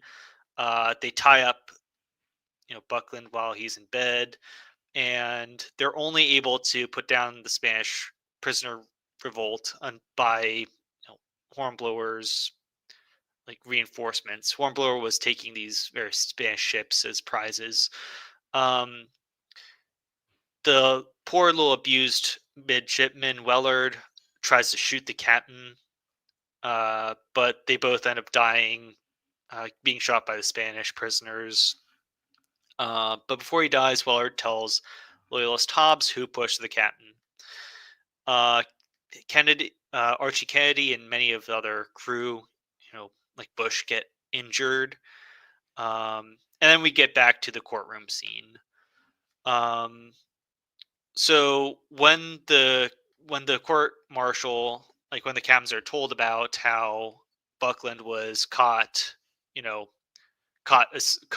bed while sleeping in bed while his ship was being overrun, he becomes a laughing stock. And to obfuscate from his stupidity and incompetence, he throws Hornblower under the bus and says Hornblower pushed the captain into the hold, and Hobbs saw. Hobbs says that he doesn't know who did it, because I guess to preserve the good name of the captain for some reason. We'll discuss exactly why he does this. So out of all of the guys who were injured in the Spanish prisoner revolt, Archie Kennedy, he decides that he's going to take the blame for pushing the captain. And he tells the court martial that he did it. And Archie ends up dying. So this actually gives the three captains of the court martial an excellent sort of ploy where they say, hey, we've preserved the good name of the Captain Sawyer by saying, hey, he was a little bit erratic, but he went insane after falling down the hole. We promote Hornblower as captain for his bravery throughout the mission, and we can neatly blame the mutiny on the dead Kennedy. And at the very end of the episode, Hornblower is given the HMS Retribution. So, I mean, this is the sort of peak of the series.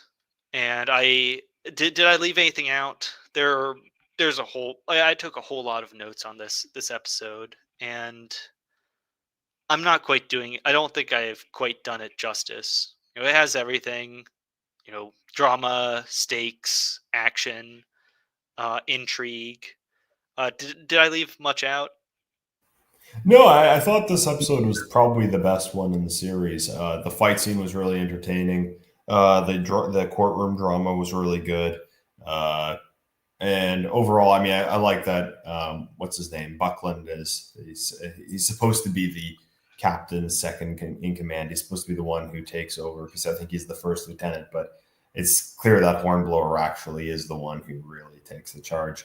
And in some ways, Buckland, he's not really he's not a very competent officer in his own right. Ultimately, I do think this episode was probably the best one. I really like the fight scene with the fort where they blow the fort, they jump off the cliff, and then I mean, obviously, that he's going to come out of the trial alive, but it still does build up a lot of tension because the dilemma they have is that there's this captain who was the lawful authority on the ship and somebody who also had a legacy, and these guys did pull off a mutiny, which is punishable by death. However, they also went on to basically fulfill the mission and defeat the Spanish in this battle in the Caribbean. So they end up actually doing extremely well after having pulled off what is debatable whether it's a mutiny or not, because was the captain incapacitated or was it legal what they did or not? Well, I mean, you tend to think it probably wasn't, but at the same time, they fulfilled their mission and that they did what was best for the ship and saved the ship. So it's only right that they got that they aren't punished for doing what was best for the ship and for the mission. I think it almost ends up too neatly where just about everybody gets their just desserts. Like Buckland, he wasn't right for the command, and he tarnishes his own reputation by, trying to throw Hornblower under the bus, and connivingly trying to have Hornblower, killed in an explosion. And Hornblower gets everything he wanted. He gets a ship. The Navy gets a nice, neat story to tell without losing face. I think it ended up a little bit too neatly, almost. The one, heart wrenching, end is, poor Archie. We saw him as one of these abused little shipmen in the Even Chance. We saw him tormented and mentally broken in The Duchess and the Devil. He started, gaining his sanity back. He got his sanity and dignity back in, The Frogs and the Lobsters. And then, only to die a disgraceful death in Retribution. Been, repaying the debts that he owed to his old friend. But it's a tragic story, Archie. I really do feel bad. Really did feel bad watching it for the first time. Let's see. Do we have any other, I guess, general comments about? I don't. Well, was it a disgraceful death though? Because I mean, he died of natural causes, even though he would have been sentenced to death. But at the same time, he did actually give his life to save the ship, though. Well, the thing is, I believe that Hornblower points out that in the newspapers, that the newspaper didn't honor him. Yeah. So, but I remember there's a sort of monologue by Captain Pellew who says, he's doing this is just about all that he could have done in the circumstances. He's doing his duty. And later on, Hornblower will see, sometimes you have to tell sort of noble lies for the greater good, and you have to, put your ego behind you and do what's right. And it's fantastic what they did for this episode. And is it fair enough to say that this is a sort of 10 out of 10 peak that we kind of want out of the series? Yeah, I would say so. Yeah, and we really don't. I really don't think the Haitians are particular enemies. It's I think it's a little bit gimmicky to pin I guess the court martial as the villain of the episode or anything like that. It's a morally gray courtroom drama in a naval court martial. I don't know. This is about as good as it gets in terms of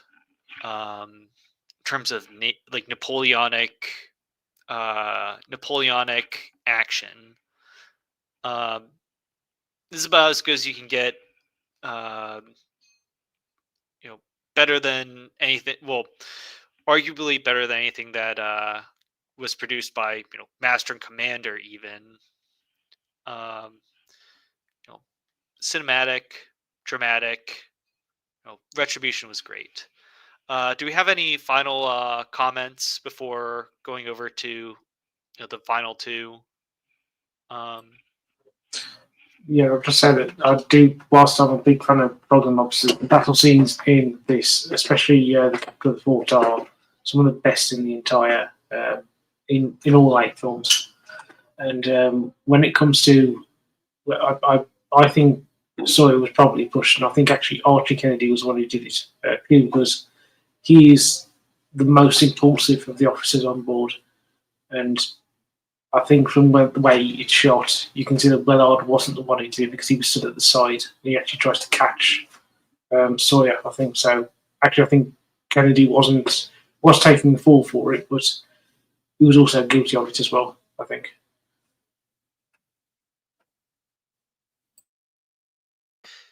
Yeah, I mean, it would be. I I don't know. It would have felt. I don't know how it would have felt if twist ending and he says I wasn't telling the truth or I wasn't lying. It was actually me. I did it. I don't know if that would actually feel right. Yeah, like the way that Archie takes the fall for it, it kind of implies that Hornblower was the one who pushed the captain. Yeah, like it. Like what was it that Archie said at the end?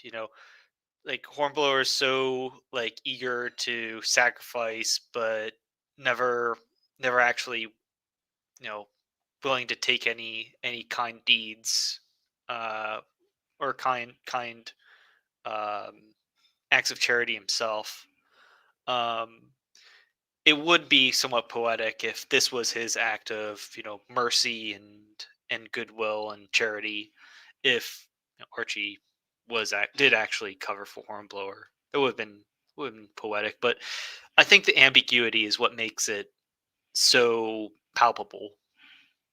um So, anything else for Retribution? All right. I think there's a sort of break, even though technically the first 4 episodes and the last 4 episodes they were produced, you know, each four were produced separately. I think there's a sort of break between Retribution and Loyalty, where the first 6 are mostly concerned about small scale character um, interpersonal struggles. I feel like the last two kind of bit off a little bit more than they could chew in terms of trying to make a grand story with geopolitics and spectacle and flashy early 2000s CGI, some of which doesn't actually look too good in retrospect. Um, so loyalty. Um, so we start with Hornblower, Captain Hornblower, leading HMS Retribution. They seize the French ship Hotspur in this sort of kind of cool battle. And as soon as they capture the Hotspur, they see that, or they hear from some like guy passing by that peace has been declared and there's no more Napoleonic Wars. Um, Flash forward like 6 months, Hornblower is on half pay. He's in Portsmouth. He's behind on rent, and he has to pawn off his old ceremonial sword. All of that. Um, the landlady is saying that he should get kicked out, but the landlady's daughter Maria begs that he be given a little bit of time to get his money. Um, Hornblower runs into Lieutenant Bush from the last 2 episodes, and they end up going gambling with Captain Pellew, Captain Hammond, and Captain Hammond's nephew, Jack. I think his name's Jack Hammond. Yeah, that's Jack Hammond. They talk about politics and like Napoleonic era geopolitics. Um, Hornblower ends up winning the little whatever game that they were playing, and being able to pay off his rent to the landlady. And after this, or Commodore Pellew is able to give Hornblower the ship captaincy over the ship, the Hotspur, because there are suspicions that even though that they're in peacetime, Napoleon might be up to something. Yeah, they suspect that Napoleon is up to something. So they take what was it his name, like Coutard, a French officer, with them to spy on the French. Um, Hornblower puts together a crew. Of course, he makes Lieutenant Bush his second in command. He hires back on Styles and Matthews, and they are able to put together a little crew. Hornblower makes Styles his chaplain, which is like a chef, I guess. Styles can't cook. He was like a prison chef while on land, and he doesn't. He fumbles making coffee. It's like he boils coffee beans. He makes a horrific breakfast. He spills food, and just as they're going out to sea, there's a kitchen fire, and Styles is blamed for the kitchen fire for almost burning down the whole ship. Styles is flogged for it. Flash forward a little bit. Hornblower and Cotard go and spy on France. They see a little invasion force around Brest. They escape and get back to England after fighting off a warship. So Commodore Pellew and Hammond decide, hey, we need to go and destroy the French invasion transports, and in order to do so, Hornblower and a little party need to go ashore and destroy some of the fort batteries. In their invasion, it's revealed that one of their gunners, Wolf, is this Irish seaman Wolf, is revealed to be a spy who was likely the one that sabotaged the kitchen and caused the fire in the first place. It's also revealed that that Captain Hammond, who surrenders the British Marines on the shore, is also a spy himself. So they send off this go-ahead flare saying that the batteries have been taken out. The British fleet sustains heavy fire from these fort batteries. Hornblower is able to escape and blow up the fort. There's a sort of epic battle on the beach where Captain Hammond, the spy, commits suicide after his nephew dies, and the dastardly villain Wolf escapes. Pellew tries to cover up Hammond's treachery by saying that he was a hero and died honorably, and Hornblower goes back to Portsmouth and pays off his landlady's debts, as his landlady and his landlady's daughter are in debtor's prison. And obviously the landlady's daughter has strong feelings for Hornblower.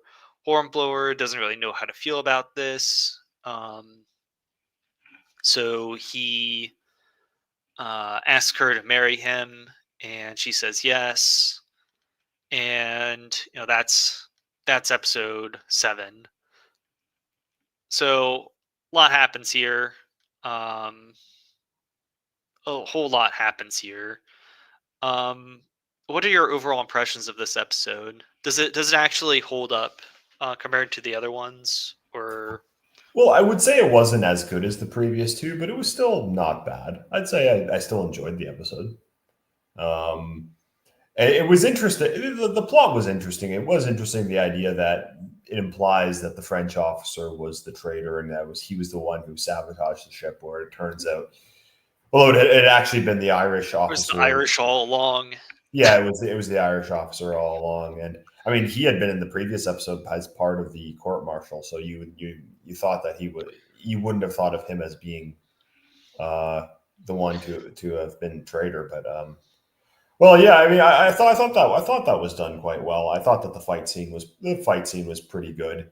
I did like the redemption of the younger of his nephew. So the nephew wasn't a traitor, and even though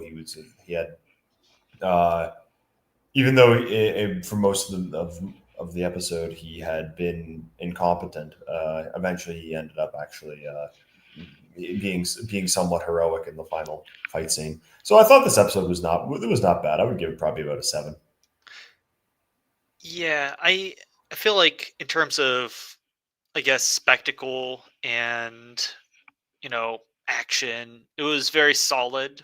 I didn't feel like there was as much heart behind it, or as there wasn't as much, I guess, dramatics or what have you. It's just a straightforward, bad guy, do the thing, plot twist. We have a traitor among us, and then we end up winning anyways. I don't know. Aaron, any thoughts? Yeah, I like this one. It's a solid thing thriller, and I think part of the reason why I probably enjoyed it more than yourselves is because I know the history behind it. That so for those who don't know, the Wolf is a member of the United Irishmen, and they had risen up in Ireland in 1898 against British rule, and they had actually been supported by French troops. There was a French invasion of Ireland. Interestingly, the man who founds the United Irishmen and leads them in their rebellion is Wolfe Tone, and so I think Wolfe's name is obviously a reference to that. And it is a nice, it shows some nice connection between Irish republicanism that really, in the 1790s, that's when it really takes off.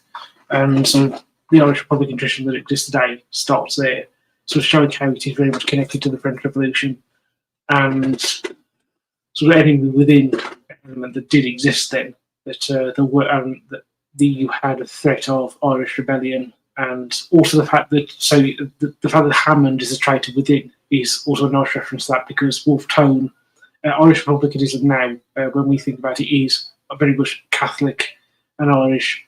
Wolfe Tone and quite a lot of the United Irishmen who sort of founded that organisation were also Protestant ascendancy. They were the sort of people who would be officers in the British Army and be officers in the Royal Navy. So that it's nice that they made Hammond the traitor instead of it being just being the French officer, Cotard.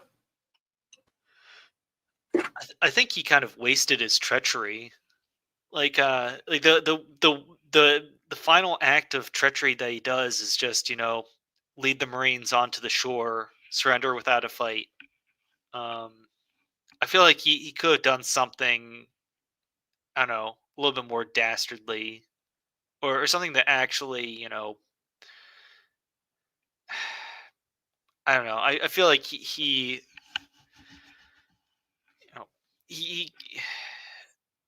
I feel like he's sort of a wasted character almost. I don't know how to describe it. Yeah, he could have been used to greater advantage in the next episode with that, how that connects with Ireland, I think. Yeah. To sort of switch lanes a little bit, what do you guys think about the relationship between Hornblower and Maria Mason? It's a little bit more fleshed out in the next episode, but even in like the even in the 1951 movie, Hornblower is sort of awkward around women, and Maria is sort of is a made up character, not in the books, but I don't know how I really feel about this marriage. Like, he's not like a completely asexual man. He has a nice little affair with the French teacher in The Frogs and the Lobsters. I feel like the relationship was a little contrived.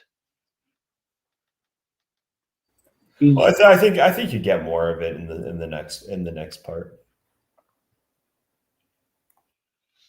I think they did the best they could, given they didn't. I think when they were making these two, they didn't know if they were going to make any more, so they had to sort of round it out. I should say that Maria is in the books. She's in Hornblower Miniseries. That book opened with their wedding. Huh. I do remember, like, or if I remember correctly, in the 1951 movie, um, Horatio has a sort of loveless but dutiful wife who ends up dying in like childbirth or something. Meanwhile, Hornblower is like cheating on her with, was it like the niece of the I think she's Wellington's sister. oh well the Duke, yeah, Wellington's sister or whatever. And conveniently, his old wife dies, so he's actually a-okay to have a nice little affair. Um, I I don't know. I feel like it's contrived. Um, I don't know if I do like the fact that um, her her father, Maria's father, was some sort of seaman who died, and the mother is like, I don't want her falling in love with like a seaman who's just gonna die like her husband. Um, but this actually never comes up again, so I feel like it's sort of wasted as far as like potential and drama is concerned. I don't know. Um, do you guys? So the Mutiny was like a solid like 8.5 out of 10. You know, Frogs and Lobsters like a solid 8 out of 10. How are you guys feeling about Loyalty? I'll give it a 7, I'd say. Yeah, 7. It's a good 7. Yeah, I guess 7 feels about right, but yeah, it doesn't. This doesn't hit quite the same like emotional highs as the other ones. I 7's fine. In terms of rating the villains, Wolf and Hammond, how do they stack up against our other villains? Captain Sawyer, um, the Marquis, um, Don Macereto, Simpson. Is Wolf the whole point of Loyalty is what are the highest loyalties, and Wolf and Hammond are loyal to Ireland.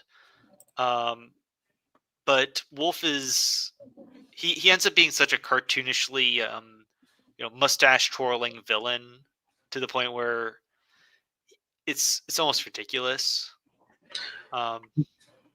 Well, I've got to say, if you look at the history of Irish Republic, the real history of Irish Republicans, they do tend in a way to be cartoonish and moustache twirling. So to a degree, he's got some realism there, and I do think he's he's nowhere near the height of Simpson or Sawyer, but I think he is one step above Monkerton in Frogs and Lobsters. Do you think they're sort of like a nice little like 6 out of 10 kind of villain as far as things go? Yeah. Yeah. I also want to note that towards like in Loyalty and Duty, there really starts to become this sort of shoddy CGI. These shoddy CGI effects start dripping in, like the cheap like like firework CGI plugin. Like Captain Hammond shoots himself, and there's like CGI blood comes out. There's no blood on the ground. Um, it starts to be it starts creeping in. I think Duty's effects get a little bit worse, but it's not quite that bad quite yet. Anything else for Loyalty before going on to the last one?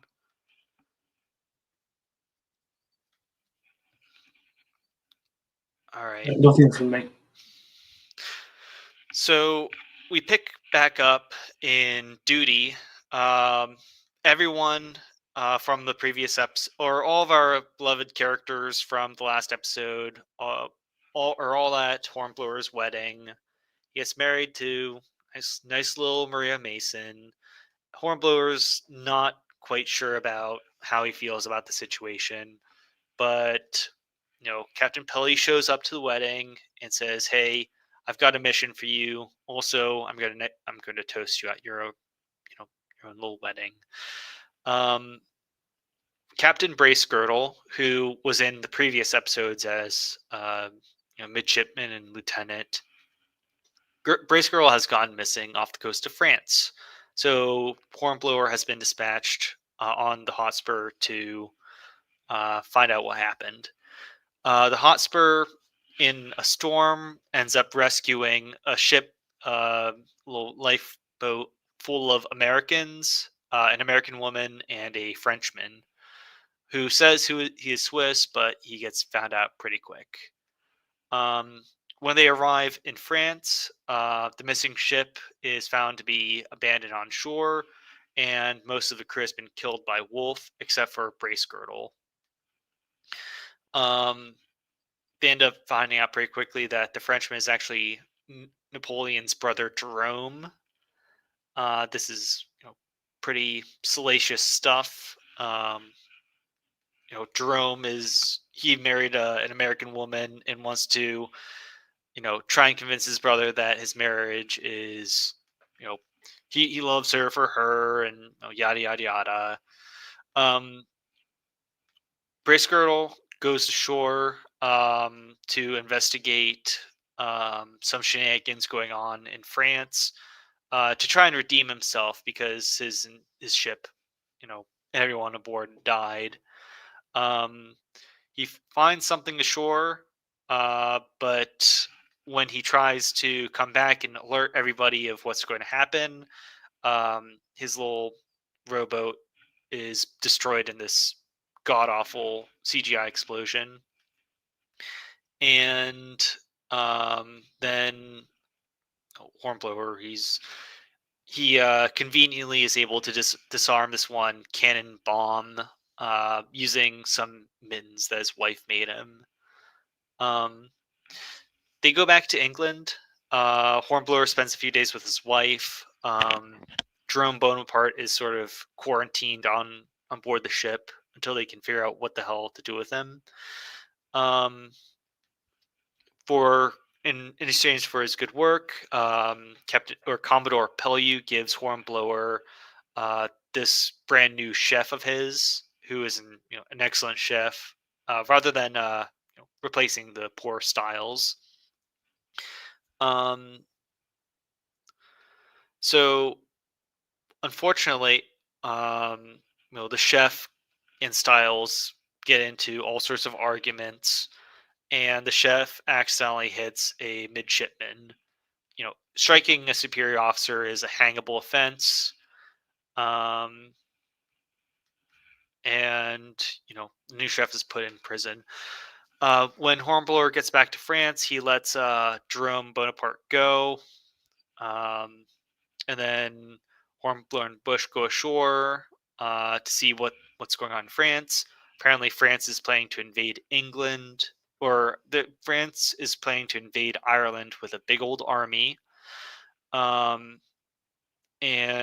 a bunch of frigates had all their cannons taken out, and they were going to be used as transport ships. So then Hornblower, in this pretty sketchy CGI effect like blizzard, Hornblower and his one single ship is able to destroy the entire French invasion transport armada. They are able to fight and kill wolf. Hornblower, they come across this American ship. He lets the chef and American wife of Jerome escape. Hornblower is promoted to post captain when they get back.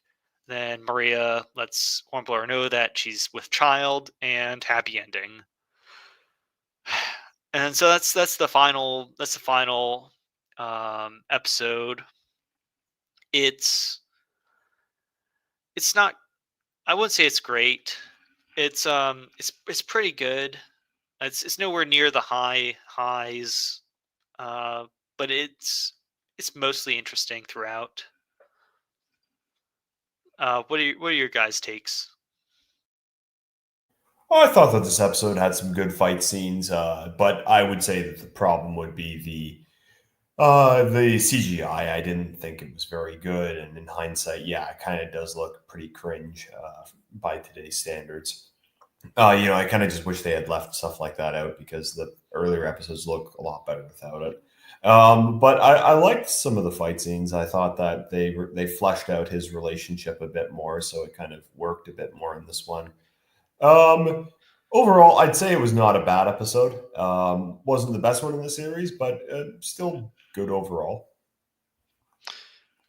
Yeah, I'm just about right where you are. Uh, how do you size this one up, Aaron? I think for me it's roughly equal with the previous episode, partly because of the history. So that invasion force in Ireland, whilst it wasn't something that actually happened, there was actually an attempted rebellion at the time in Ireland, and there was suggestions the French might support it.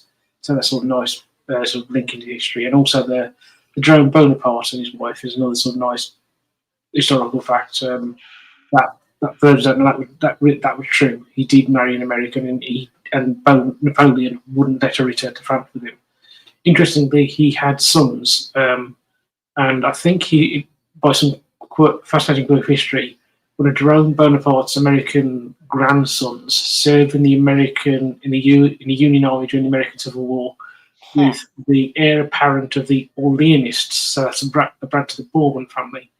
They were both I think they were both in the same cavalry regiment in the Union Army during the American Civil War at one point. So it's an interesting quirk of history. So that you've got I think they're still there today. You have an American branch of the Bonaparte family. Huh. Like, if I remember correctly, like the IRL, like Jerome Bonaparte, had his marriage annulled and then was married off to like like the Princess of Westphalia or something. Yeah, for those who don't know, Napoleon had a habit of marrying off his brothers and sticking them on various thrones across Europe to try and keep the kingdoms or principalities in question. The most famous one, if you're a fan of Sharp, you'll know is that his brother Joseph was put on the Spanish throne and kept there with French armies. Right. I think one of the there are a few distracting elements to this particular episode. I think the American wife's accent is very distracting because it's just this flat American accent um, in the middle of these like quaint little British accents.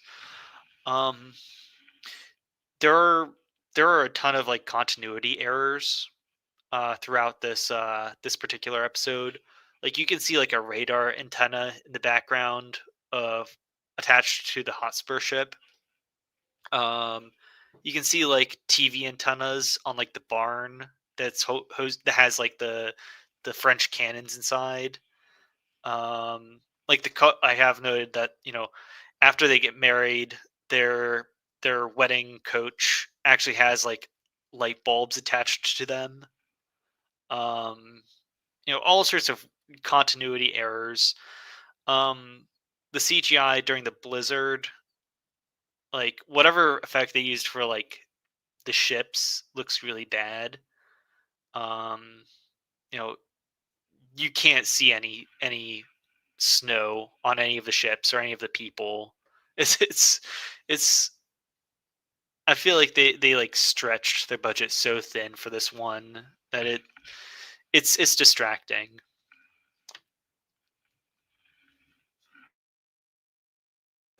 I'm not sure if you guys noticed anything else, but I'd say it's a solid like 6. I'd say it's a solid 6 out of 10 for me. I think you guys might have a little bit more hype behind this one than me.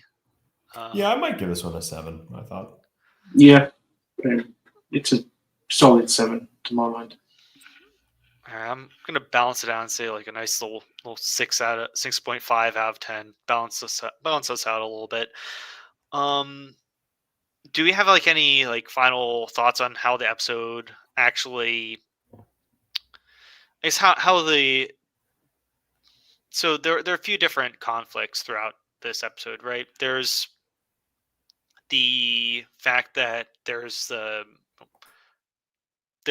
drama of Jerome Bonaparte being on the ship that causes Styles to act belligerently.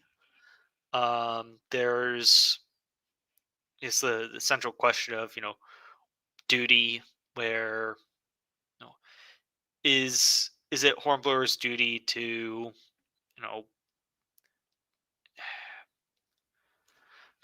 I don't know. I feel like the theme of duty is kind of muddled in this, because what are Hornblower's duties to like his wife? She fully accepts his like naval lifestyle, and he just does a good job as his duty. He's like a patriotic Brit, and he acts patriotically. He doesn't really. There really isn't too much of like an inner conflict, and I feel like the mustache twirling wolf is not a great external conflict. I don't know. I'm not a huge fan of this episode. Do you guys have any like thoughts on I guess the wolf plot line? Like Aaron, you mentioned that there was a sort of was the United Irishmen or whatever plot to rebel against the UK during this time. I don't feel like it holds as much weight for me as I guess it's just as an American. It just seems like weird counterfactual. Like what if Napoleon did actually invade France with a couple thousand guys? I mean, for me, it seemed really. For me, it holds. I know I could see your point, but for me, it does for me hold water because 3,000 men would have tipped the difference, and so this idea of 3,000 men going to Ireland is a genuine threat, shall we say? So for me, it works. Yeah, I thought that Wolf as the villain was, probably he wasn't the best villain in the series. That he definitely wasn't like Captain Sawyer, but I mean, they had him there so that he could be the bad guy of the episode. But I don't know. I didn't think he was the best of the series. Do you think this served as a pretty good, I guess, finale, all things considered? Overall, yes, I would say that they ended it quite well. Where Hornblower is now a captain, he's now married.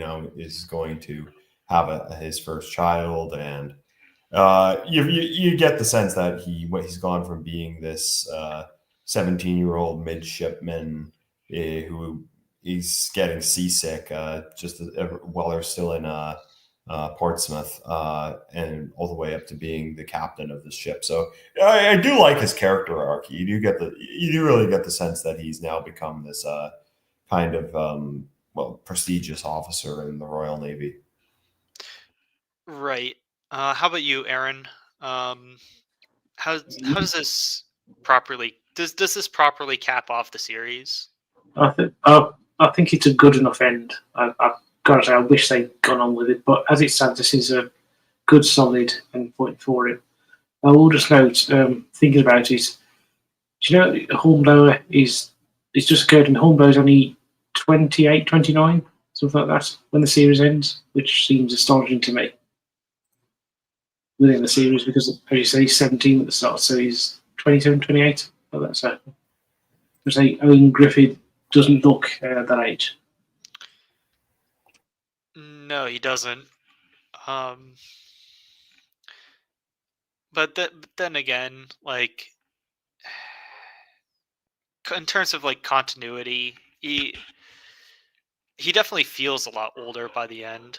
I feel like he almost becomes like sort of this stock action man towards the end. You feel like towards the like in the very beginning, he feels incredibly vulnerable and alone, and by the end, you know, he's always had like Styles and Matthews by his side. Um, he now has Lieutenant Bush by his side. He has a wife by his side. He has Commodore, now Admiral Pellew, by his side reliably. I don't know. Going from friendless, seasick, suicidal guy to action man is it's it's a gradual process, but I'm not sure if it really feels. I don't feel like it's as satisfying anymore by the end, where he's invincible action man. I don't know. It doesn't quite sit well for me. I don't know if you guys think any differently. Well, it is true that it seems like how many times can the same guy become a can become a war hero? So how many times can he pull off this miraculous feat? I mean there is that point, but at least with each episode, it's like they're the length of a movie, so you want to have some kind of payoff at the end of each of them. Yeah. In terms of I guess as the series as a whole, the standout characters that you end up really remembering, do you guys have any particular favorites? Just as like side characters aside from Hornblower himself. I liked Bush. I thought he was a good kind of sidekick for Hornblower, and I thought Captain Sawyer was the best villain. Oh, for me, it's Styles and Matthews. Those pair together are great, and they are throughout the series a sort of source of comedy. Like this, when in Loyalty, when they rejoin the ship, and Styles said, "Oh, I was a cook for 3 months," and you just look at them, you get the look on Matthews' face, and you say, "Yeah, you can count on me out. You can be a cook, trying to be a cookie like, but you're not going to need intel in that." Just Yeah, I also liked Styles and Matthews throughout the series too. Like, I think the right comparison is like Rosencrantz and Guildenstern, or whoever from Shakespeare. Just two sort of rustic, comedy relief occasionally. It kind of tears at your heartstrings when Styles ends up being flogged for a crime that he didn't commit. But I do think they also do kind of waste Matthew, or they waste Styles a little bit by making him just a simple bigot against French people at the very last episode. I feel like there's a little bit of disservice there. Well, you say simple bigot, but his bigotry turned out to be correct. It is correct. Like I said, I would just add one more thing, just Sure. about the Bond characters. I think Holroyd was a good sort of entertaining character, especially his relationship with Matthews and Styles was good. I don't think he dies in Frogs and Lobsters, does he? He just doesn't come back. Wait, which character? Yeah, Holroyd, he's the Londoner who's the one who's sort of strong in with Matthews and Styles in the first four. I don't remember. If you in Frogs and Lobsters, you know where Styles and Matthews are talking about where they could be posted, and Holroyd is the one who mentions Holroyd is the one behind Hornblower's right shoulder in that picture, next to Finch.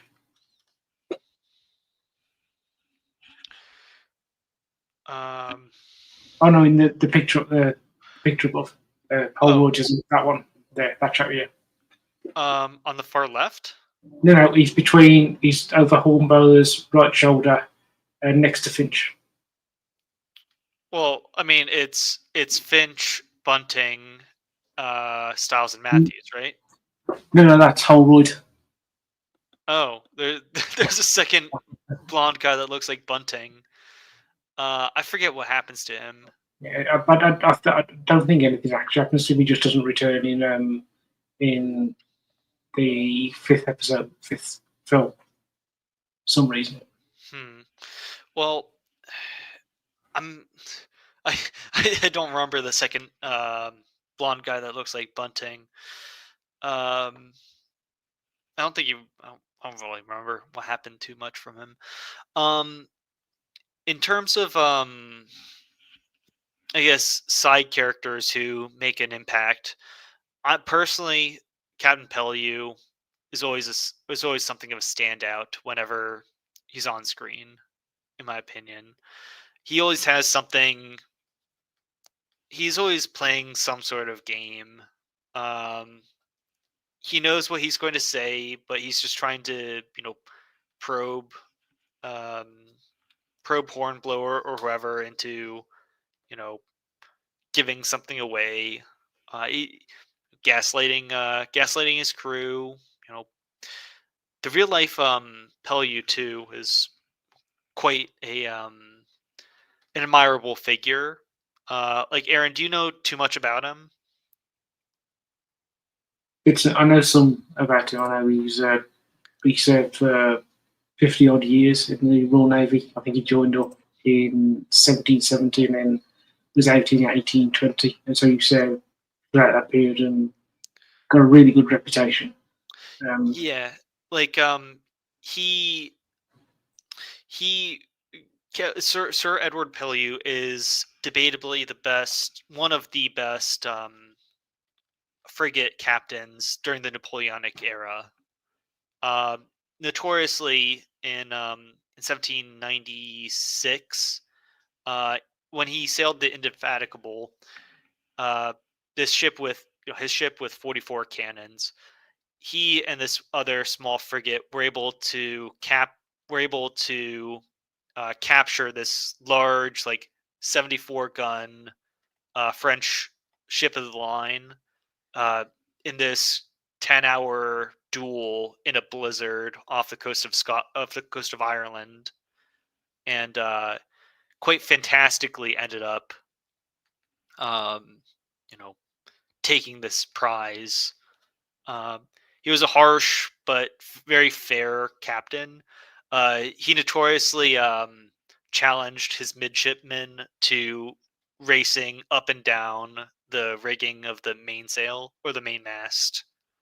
Ended up beating them in this race. Promoting standard seamen to higher commissioned officers, but also being something of a disciplinarian when needed. Pellew in real life, as shown in this show, quite a figure in my opinion. So as a whole, I'm very glad to have come across this series. I'm very glad that you guys were able to, I guess, enjoy it along with me. Are there any sort of closing thoughts on the series that you guys would like to talk about? No, I thought it was just an overall a really good series, and well, it's a shame we just don't have a series like it anymore. I mean, first of all, because of the fact that all of our entertainment these days needs to have some kind of progressive political ideology shoved into it, and then secondly, because everything is made with CGI today, and they never build sets anymore, and they don't really make TV shows or series in this kind of format anymore. Whereas today, typically each episode is maybe an hour long, and then like 8 to 12 of them make a season. And I've never liked that format. So I really don't watch many series at all because I kind of just don't like the storytelling format. What I liked with this one is that each episode was kind of its own, pretty much like its own movie in its own right. So great cast, great set, great setting. I absolutely love the Napoleonic Wars and late 18th, early 19th centuries. And yeah, I think that's the perfect setting for a series about a ship captain. So overall, yeah, great series. Like I guess the closest that we have coming out right now as we speak is like the show The Terror, with two British expeditionary ships get stuck, stranded in the middle of the Arctic, and you know it's a horrific survival situation. It's not like Canon and Empire kind of movie, but it's it's oh, guys in the Navy with these prim and proper uniforms making hard decisions on the fly. I think you're right. Like th- something is very special about this particular type of hour and a half format. It must be, in terms of production, it must be like impossible to crank out each of these sort of made for TV movies, and all 8 of them on, what's it, like a shoestring budget of $4 million, and have it be of such high quality as it is. Um, it's very special, and I'm glad that you guys were able to review it with me. Poor Paul and IronDuke were able to, or had to tap out a little bit early, but I'm glad that you guys were able to just run through this with me. Um, it's a very special series. I wish more were like it, but we'll probably never get any more in my lifetime. Um, Assuming AI isn't able to fully render the Master and Commander series, um, you know, automatically. Um, well, I do. Do you guys have any sort of closing comments before I wrap up the stream? Yeah, I'd just like to say thanks for inviting me on because it gave me an opportunity to rewatch the series, and I've really enjoyed being able to rewatch it. Yeah, I would say the same thing. Thanks for having me on, and I really enjoyed the series as well. So thanks for suggesting it to me. Yeah. Well, I'm. It was a pleasure streaming this, and hopefully I'll be able to put on some sort of similar. Like this is my first. Well, I think it was like years and years ago, like 3 years ago, when I had my big sort of 4 hour like Murdoch retrospective. These things take a little bit more time to put together, and I feel like whenever I want to do these sorts of streams, it should always be about something that I have a particular unique affinity for, and hopefully I'll be able to find another you know another beloved series to actually cover and spotlight for my next retrospective. But until then, I should have another round of streams coming up in either late October or November. But I'll keep all of you guys listening posted on Twitter and Telegram. Till then, thank you for listening, and goodbye.